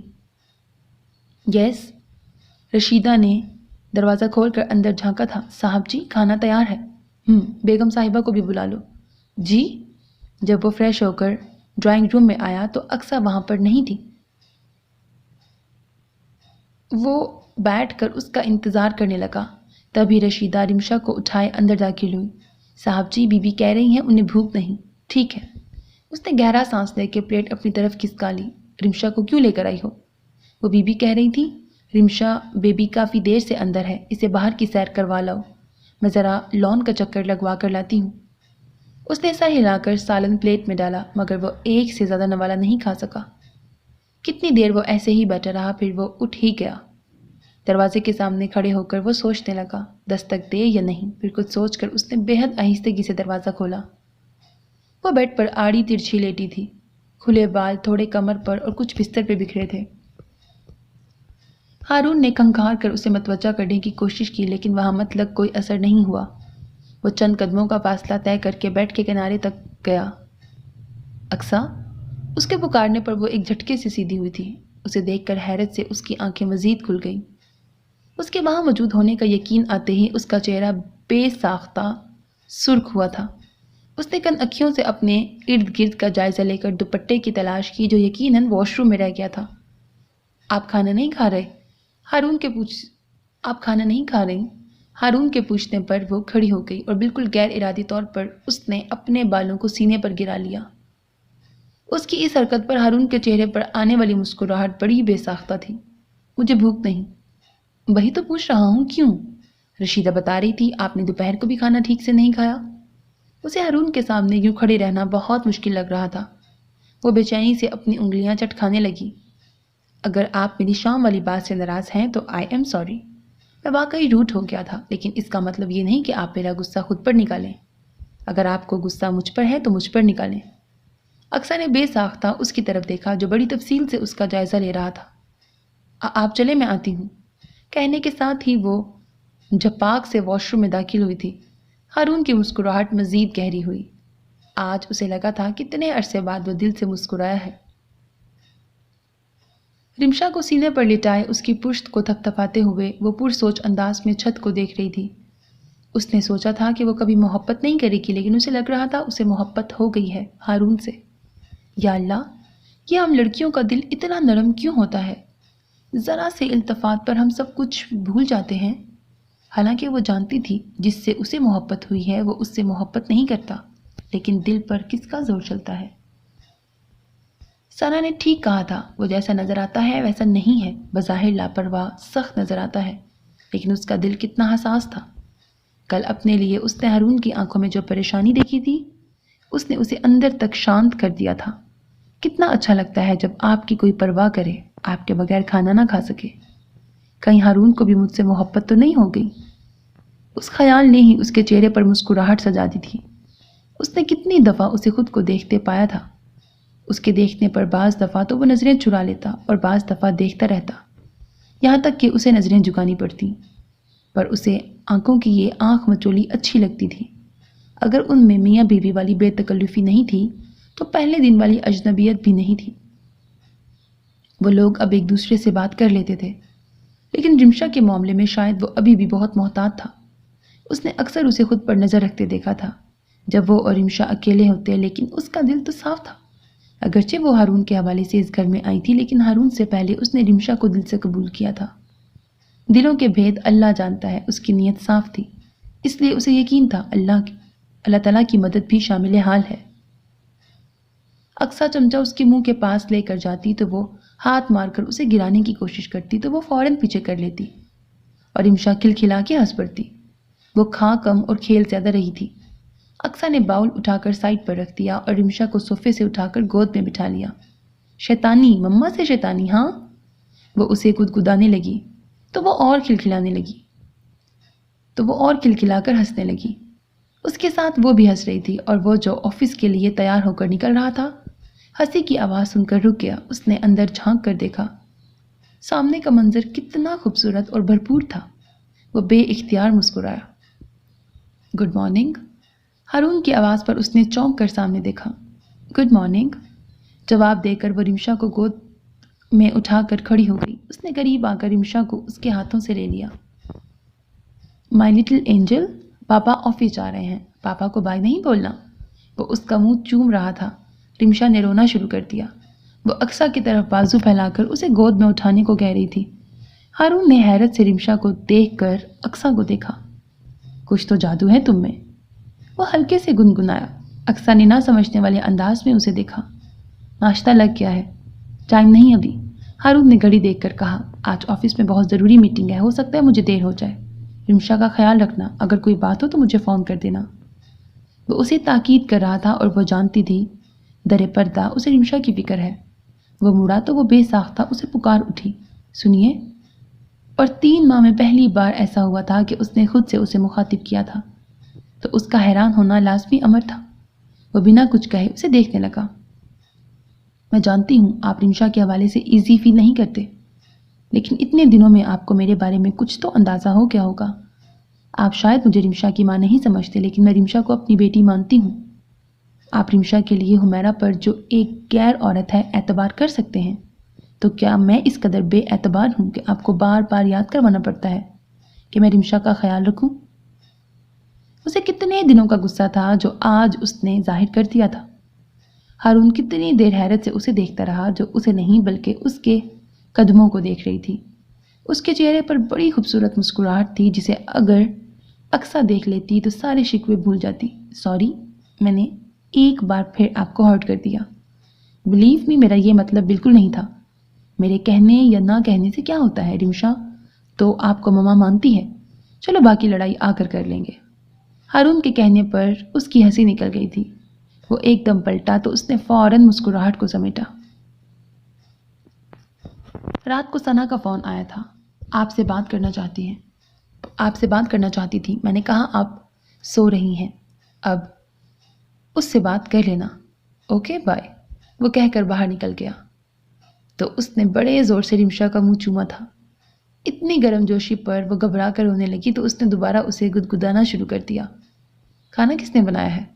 ہارون نے پہلا نوالا کھاتے ہی سوال کیا تھا۔ کیا ہوا، اچھا نہیں بنا؟ اس نے پریشانی سے ہارون کو دیکھا۔ بنایا کس نے ہے؟ اس نے دوبارہ سے اپنا سوال دہرایا۔ میں نے، اس نے سر جھکا کر ایسے کہا جیسے کوئی بہت بڑی غلطی سرزد ہو گئی ہو۔ بہت اچھا بنا ہے، کافی دنوں بعد اتنا اچھا کھانا کھایا ہے۔ ہارون کے کہنے پر اس نے قبض سے روکی ہوئی سانس خارج کی تھی۔ ہارون نے شرارت سے اسے دیکھا۔ آپ کیا سمجھی تھی؟ یہی جو آپ نے کہا۔ اس کے جلے ہوئے انداز پر وہ کہا لگا کر ہنس پڑا۔ کیا خیال ہے کھانے کے بعد واک پہ چلیں؟ لیکن رمشا، اسے بھی ساتھ لے چلتے ہیں۔ لیکن اس کی طبیعت کچھ ٹھیک نہیں، موسم بھی چینج ہو رہا ہے، ٹھنڈ نہ لگ جائے۔ اس کے لہجے میں ماؤں والی تشویش تھی جسے ہارون نے واضح محسوس کیا تھا۔ کچھ نہیں ہوتا، ہم دونوں ساتھ ہیں نا۔ اس نے پانی پیتے ہوئے بات ہی ختم کر دی۔ اقصیٰ نے کن اکھیوں سے اپنے ساتھ چلتے ہارون کو دیکھا جو رمشا کو ساتھ لگائے اس کی زبان میں باتیں کر رہا تھا۔ جب وہ دیکھ رہی تھی تبھی اس نے بھی اقصیٰ کی طرف دیکھا تھا۔ نظریں ملنے پر اس نے فوراً نظریں گھمائی تھیں جبکہ وہ مسکرا دیا تھا۔ ثنا سے بات ہوئی تھی؟ جی، وہ کہہ رہی تھی جلد ہی آئیں گی۔ ان کے بغیر بہت اداس ہو گئی ہو؟ جی، وہ مسکرا کر بولی۔ ہم سے اچھی تو وہی ہیں، وہ زیر لب بولا۔ جی؟ اس نے ناسمجھی سے اسے دیکھا۔ وہ کچھ نہیں کہہ کر خاموش ہو گیا اور پھر کافی دیر تک ان کے درمیان خاموشی چھائی رہی۔ رمشا جو تھوڑا سا شور کر رہی تھی وہ بھی سو گئی تھی۔ تھوڑا سا شور تب جاگتا جب کوئی کار گزرتی۔ اسے یوں بولتی خاموشی سے الجھن ہو رہی تھی۔ آپ کی میٹنگ کیسی رہی؟ اچھی رہی، تمہاری وجہ سے۔ میری وجہ سے؟ اس نے حیرت سے انگلی اپنے سینے پہ رکھی۔ ارے بابا، تم نے ڈانٹ کے مجھے بھیجا تھا، اس لیے میں نے دل لگا کر کام کیا۔ رمشا کے بارے میں بالکل نہیں سوچا کیونکہ اس کی ماما اس کے پاس تھی، بس رمشا کی ماما کے بارے میں سوچتا رہا۔ ہاؤ کیوٹ شی از۔ اس کے کہنے پر اس کا چہرہ ایک دم لال ہوا۔ بالکل اچانک ہارون نے اس کا ہاتھ تھاما اور ایک کرنٹ سا تھا جو اس کے پورے جسم میں دوڑ گیا تھا۔ تبھی رمشا زور سے کھانسی اور وہ دونوں جو ایک دوسرے میں گم ہونے لگے تھے ایک دم چونکے۔ رمشا کے رونے سے وہ دونوں گھبرا گئے تھے۔ گھر آنے تک وہ دوبارہ سو گئی تھی۔ رمشا کو ڈاکٹر کے پاس لے جائیں، اقصیٰ نے ہارون سے کہا جو رمشا کو ہی دیکھ رہا تھا۔ اقصیٰ کے کہنے پر اس نے گھڑی کی طرف دیکھا جہاں رات کا 1:30 بج رہا تھا۔ اس نے جھک کر رمشا کا ماتھا چھوا۔ ابھی تو ٹھیک ہے، لیکن کچھ دیر پہلے پتہ نہیں کیا ہوا تھا۔ وہ پریشانی سے بولا۔ وہ کیا کہتی، وہ تو خود اس کی اچانک خراب ہونے والی طبیعت سے پریشان تھی۔ آپ سو جائیں، صبح آپ کو آفس پہ جانا ہے، میں رمشا کے پاس ہوں۔ اس کی سرخ آنکھیں دیکھ کر اسے کہنا پڑا۔ میں ٹھیک ہوں اور رمشا بھی مجھے ٹھیک لگ رہی ہے، تم بھی سو جاؤ۔ بلکہ ایسا کرو، رمشا کو لے کر میرے پاس آ جاؤ۔ کوئی اور وقت ہوتا تو وہ ان جملوں کے کئی مطلب نکالتی، لیکن اس وقت وہ بے حد پریشان تھی۔ نہیں، رات کو وہ کئی دفعہ اٹھتی ہے، آپ ڈسٹرب ہوں گے، آپ جائیں، میں ہوں رمشا کے پاس۔ ٹھیک ہے، لیکن تم سو جاؤ، وہ کہہ کر چلا گیا تو وہ کتنی دیر تک اسے دیکھتی رہی۔ کچھ ہی عرصے میں وہ اسے کتنی عزیز ہو گئی تھی۔ اسے لگتا تھا جیسے اسے اسی نے جنم دیا ہو۔ اس نے رمشا کی پیشانی چوم کر اسے اپنے ساتھ لگا لیا۔ رات کا جانے کون سا پہر تھا جب کسی عجیب سے احساس کے تحت اس کی آنکھ کھلی تھی۔ اس کا ہاتھ بے ساختہ رمشا کی طرف بڑھا۔ اس نے جلدی سے سائڈ ٹیبل کی لائٹ آن کی۔ اس کے منہ سے چیخ نکلتے نکلتے رہ گئی۔ رمشا کا جسم کانپ رہا تھا جبکہ ہونٹ نیلے پڑ گئے تھے۔ اس نے رمشا کے ماتھے اور جسم کو چھوا تو بالکل ٹھنڈا پڑ گیا تھا۔ اسے بالکل سمجھ میں نہیں آ رہا تھا وہ کیا کرے۔ وہ ننگے پاؤں باہر کی طرف بھاگی تھی۔ اس نے دستک دیے بغیر دھڑ سے دروازہ کھولا۔ وہ جو بے خبر سو رہا تھا جھٹکے سے اٹھا۔ اندھیرے میں بھی اس نے اقصیٰ کو پہچان لیا تھا۔ ہارون، وہ رمشا، پتہ نہیں اسے کیا ہوا ہے۔ اور اس کی طرح وہ بھی ننگے پاؤں بھاگا تھا۔ رمشا کی حالت دیکھ کر وہ بھی گھبرا گیا تھا۔ میں گاڑی نکالتا ہوں، تم رمشا کو لے کے آؤ۔ جتنی دیر میں اس نے گاڑی نکالی وہ گیٹ لاک کر کے رمشا کو لے آئی تھی۔ صبح کے 5 بج رہے تھے۔ سڑک پر ٹریفک برائے نام تھا۔ سارا راستہ وہ قرآنی آیات پڑھ پڑھ کر رمشا پر پھونکتی رہی تھی۔ شکر تھا ڈاکٹر ڈیوٹی پر موجود تھا۔ رمشا کو دیکھتے ہی انہوں نے اسے ICU میں شفٹ کر دیا۔ ڈاکٹرز کے بقول اسے نمونیا کا سیریس اٹیک ہوا تھا۔ وہ آنکھیں بند کیے بس اللہ سے اس کی زندگی مانگ رہی تھی۔ اسے ارد گرد کا کوئی ہوش نہیں تھا۔ ہارون کتنی بار اس کے پاس آیا لیکن ہر بار اسے اللہ کے حضور دعا گو پایا۔ وہ اس کی سچی ممتا کا قائل ہو گیا تھا۔ اقصیٰ، ہارون نے اس کا کندھا ہلایا تو اس نے بڑی مشکل سے اپنی سوجی ہوئی آنکھیں کھولیں۔ رمشا، اس نے ڈرتے ڈرتے رمشا کا پوچھا تھا۔ وہ اب بہتر ہے۔ اور اس نے بے اختیار اللہ کا شکر ادا کیا تھا۔ ہارون اس کے قریب بیٹھ گیا اور اس کا ہاتھ اپنے دونوں ہاتھوں میں تھام لیا۔ تم تھوڑی دیر کے لیے گھر چلی جاؤ۔ ہم رات سے ادھر ہیں۔ اب دوپہر کے 3 بج رہے ہیں۔ کتنے گھنٹے گزر گئے ہیں؟ میں نے ثنا کو فون کر دیا ہے، وہ راستے میں ہے، کچھ دیر میں پہنچ جائیں گی۔ ڈرائیور باہر ہے، تم گھر چلی جاؤ۔ نہیں، مجھے گھر میں سکون نہیں آئے گا۔ ضد مت کرو اقصیٰ، 12 گھنٹے ہو گئے ہیں تمہیں یہاں۔ نہ تم نے کچھ کھایا ہے اور نہ تم سوئی ہو۔ رمشا ٹھیک ہے اب، مگر تم بیمار ہو جاؤ گی اور میں تم دونوں کے بغیر نہیں رہ سکتا۔ اقصیٰ نے نظریں اٹھا کر اسے دیکھا، جس کی آنکھوں میں نمی تیر رہی تھی۔ اظہار محبت سنا بھی تو کب۔ اس کی آنکھوں سے بڑی تیزی سے آنسو نکلے تھے جنہیں ہارون نے بڑے پیار سے سمیٹ کر اس کے ماتھے کو چوما تھا۔ وہ بے اختیار ہو کر اس کے سینے سے لگی تھی اور اب کی بار ہارون نے اسے اپنے حصار میں لے لیا تھا۔ تمہاری بیٹی تو بہت بے وفا ہے۔ میں کچھ دنوں کے لیے دور کیا گئی، پھپھو کو ہی بھول گئی، ماں کو چھوڑنے کو تیار ہی نہیں۔ ثنا نے اس کے قریب بیٹھتے ہی شکوہ کیا تو وہ مسکرا دیا۔ کھانا کھایا؟ اقصیٰ نے تھوڑا سا کھایا ہے، کہہ رہی ہے بھوک نہیں۔ آپ نے زبردستی کھلانا تھا، اس نے کل بھی ٹھیک سے کھانا نہیں کھایا۔ ثنا نے بغور ہارون کو دیکھا۔ میں سمجھی صرف رمشا بدلی ہے، یہاں تو موصوف بھی بدلے بدلے نظر آتے ہیں۔ کیا مطلب؟ ہارون نے ابرو اچکا کر انہیں دیکھا۔ مطلب یہ کہ آپ کی باتوں میں ہی نہیں بلکہ آنکھوں میں بھی پیار نظر آ رہا ہے۔ تو کیا نہیں ہونا چاہیے؟ ہونا چاہیے، کیوں نہیں ہونا چاہیے؟ لیکن یہ اچانک کیسے؟ ہارون نے گہرا سانس لیا۔ یہ اچانک نہیں ہوا، بس سمجھنے میں دیر لگی۔ تم نے اقصیٰ کو اپنی فیلنگز بتائی ہیں یا ابھی بھی خود تک محدود ہیں؟ نہیں، میری ہمت نہیں ہو رہی، وہ خود ہی سمجھ جائے گی۔ بڑی بے بسی سے کہنے کے بعد اس نے لاپرواہی سے آخری جملہ کہا تھا۔ یہ ٹھیک ہے، تمہارے عمل سے اسے پتہ تو چل جائے گا کہ تم اسے پسند کرتے ہو، لیکن اظہار بہت ضروری ہے۔ تم نہیں جانتے اپنے شوہر کے منہ سے اپنے لیے محبت کا اظہار عورت کے لیے کیا اہمیت رکھتا ہے۔ تم اقصیٰ کے لیے جو سوچتے ہو اسے ضرور بتاؤ۔ یقین جانو تم اگر اسے محبت دو گے تو وہ اس سے زیادہ تمہیں محبت دے گی۔ ثنا کے کہنے پر وہ خاموش رہا تھا، لیکن اس کا چہرہ بتا رہا تھا کہ وہ اس کی باتوں سے اتفاق کرتا ہے۔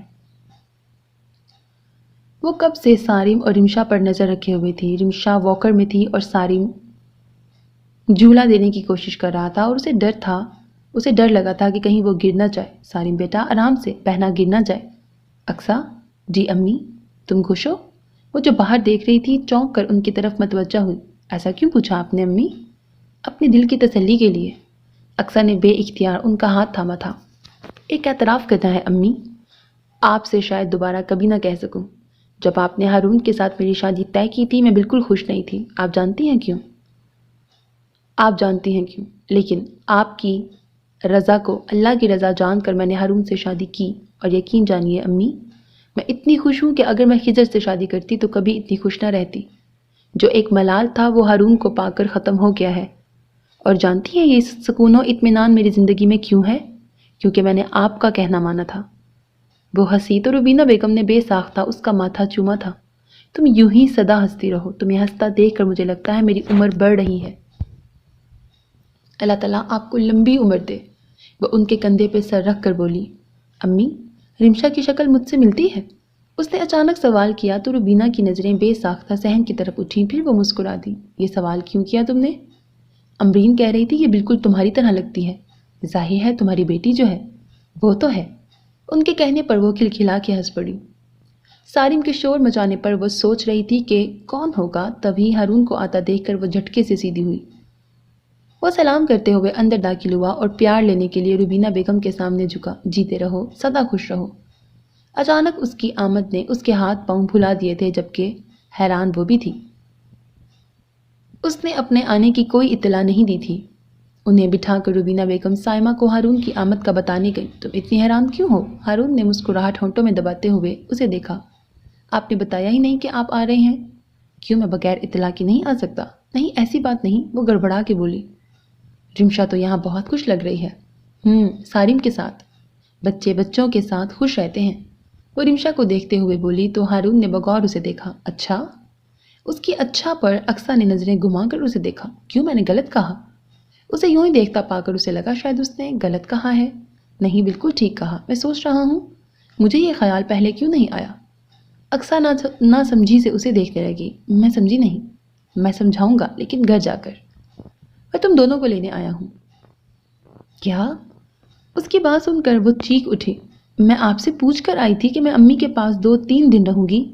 یہ کہتے ہوئے وہ رو دینے کو تھی۔ ہارون نے جیسے اس کی کیفیت کا مزہ لیا۔ بس اپنی فکر ہے، میرا کوئی خیال نہیں، میں اکیلا گھر پر کیا کروں گا؟ پہلے بھی تو آپ اکیلے رہے۔ وہ نروٹھے لہجے میں بولی۔ پہلے کی بات اور تھی، اب مجھ سے تمہارے بغیر رہا نہیں جاتا۔ اس سے پہلے وہ کوئی جواب دیتی نبیل اور سائمہ اندر داخل ہوئے تو بات ادھوری رہ گئی۔ وہ اٹھ کر کچن میں آ گئی۔ بھابی، کھانے کا بہت شکریہ۔ ہارون کے شکریہ ادا کرنے پر سائمہ بھابی بے حد خوش ہوئی تھیں۔ ویسے بھی اتنا پرتکلف کھانا بنانے پر ان کا جتنا شکریہ ادا کیا جاتا وہ کم ہوتا۔ اچھا آنٹی، اب اجازت دیں، چلیں؟ اس نے اقصا سے کہا جو رمشا کو گود میں لیے منہ پھلائے بیٹھی۔ وہ جانتی تھیں وہ رہنے کے ارادے سے آئی تھی۔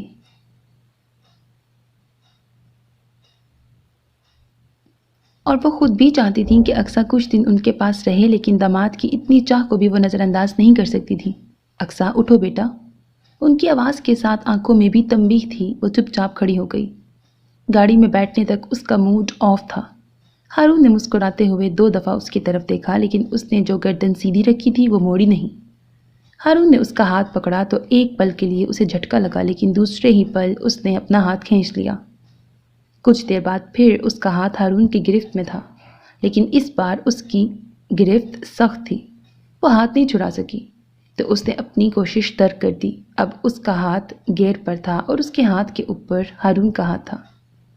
ہارون نے بات کوئی نہیں کی تھی۔ وہ جتنا غصے میں تھی وہ اتنا ہی مسکرا رہا تھا۔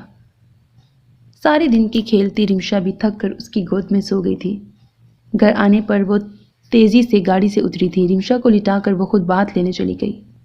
جب وہ باہر نکلی رمشا بیڈ پر نہیں تھی، وہ دھک سے رہ گئی۔ وہ لاؤنج میں آئی، ساری لائٹیں آف تھیں۔ وہ مزید پریشان ہو گئی۔ ہارون کے کمرے کے سامنے کھڑے ہو کر اس نے ایک لمحے کے لیے سوچا تھا اور پھر ہینڈل گھما کر اندر آ گئی۔ کمرے میں ایک کاٹ کا اضافہ ہو چکا تھا اور رمشا بڑے مزے سے سو رہی تھی۔ اس نے گہرا سانس لیا، تبھی اس کی نظر ہارون پر پڑی جو بڑی تفصیل سے اس کا جائزہ لے رہا تھا۔ رمشا کو آپ یہاں لے کے آئے ہیں؟ اس کے پوچھنے پر ہارون نے اسبات میں سر ہلایا۔ آپ کو پتا ہے میں کتنا ڈر گئی تھی؟ اس میں ڈرنے والی کیا بات ہے؟ اب اتنی سی بچی کہیں چل کر جا تو سکتی نہیں۔ کہاں جا رہی ہو؟ وہ مڑی تو ہارون نے پوچھا۔ اپنے کمرے میں، اس نے حیران ہو کر بتایا۔ میرے خیال میں تمہارا کمرہ یہ ہے۔ اب کی بار حیرت کے مارے وہ پوری کی پوری مڑ گئی۔ تب تک وہ اس کے قریب آ چکا تھا۔ تم رمشا کی وجہ سے اس کمرے میں سوتی تھی، اب تو رمشا یہاں ہے۔ وہ اب بھی حیرت سے اسے دیکھ رہی تھی۔ ہارون کو بے ساختہ اس پر پیار آیا تھا۔ اس نے ہاتھ اس کی کمر میں ڈال کر اسے خود سے قریب کر لیا۔ اسے بیڈ پر بٹھا کر وہ خود بھی اس کے سامنے بیٹھ گیا۔ میں کئی دنوں سے تم سے کچھ کہنا چاہتا تھا لیکن کہہ نہیں سکا، لیکن اب نئی زندگی کا آغاز کرنے سے پہلے میں چاہتا ہوں کہ تمہارے دل میں میرے لیے کوئی بدگمانی نہ رہے۔ تم جانتی ہو میں زندگی کے جس تلخ تجربے سے گزرا تھا اس نے مجھے شادی سے بدظن کر دیا تھا۔ ثنا کے مجبور کرنے پر میں نے شادی تو کر لی لیکن تمہارے قریب نہ ہو سکا۔ میں نے پہلی بار تمہیں دلہن بنے دیکھا تو مجھے تم بہت اچھی لگی. پھر تمہارا محبت کرنے والی عورت کا روپ دیکھ کر میرے دل میں تمہارے لیے محبت پیدا ہو گئی. میں آج پہلی اور آخری بار تم سے ناز کا ذکر کر رہا ہوں. آئندہ اس کا نام بھی ہمارے درمیان نہیں آئے گا. وہ میرے ہوتے ہوئے کسی اور میں انٹرسٹڈ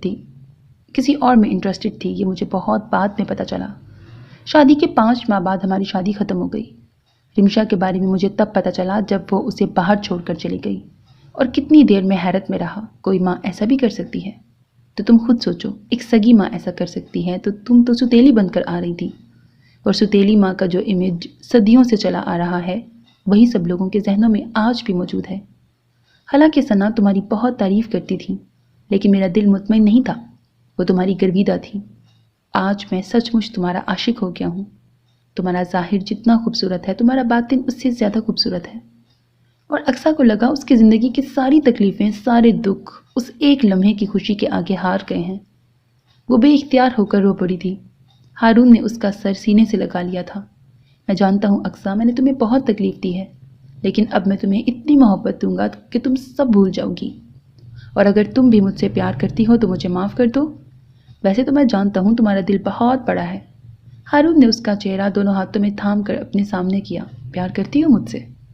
وہ اس پر جھکا پوچھ رہا تھا. وہ سر ہلا کر مسکرا دی اور سر ایک بار پھر ہارون کے سینے پر رکھ دیا. رمشا بچوں میں کافی خوش رہتی ہے. کیا خیال ہے اس کا کوئی بھائی یا بہن نہیں ہونی چاہیے؟ اقصیٰ کا چہرہ یک دم سرخ ہوا تھا. ہارون کیا خیال ہے؟ وہ شرارت سے اس پر جھکا. مجھے نہیں پتا. وہ دونوں ہاتھوں میں چہرہ چھپا کر بولی تو وہ کہا لگا کر ہنس پڑا اور کچھ دیر بعد وہ بھی اس کے ساتھ ہنس رہی تھی.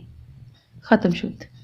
So میرے عزیز listeners, this was the end of this novel. Hope that you like it. اپنا بہت خیال رکھیے گا نیک تمناؤں کے ساتھ. اللہ حافظ. And don't forget to subscribe to my channel because that's how you can encourage me. And that's the only kind of support and encouragement which I want from all of you. Allah Hafiz.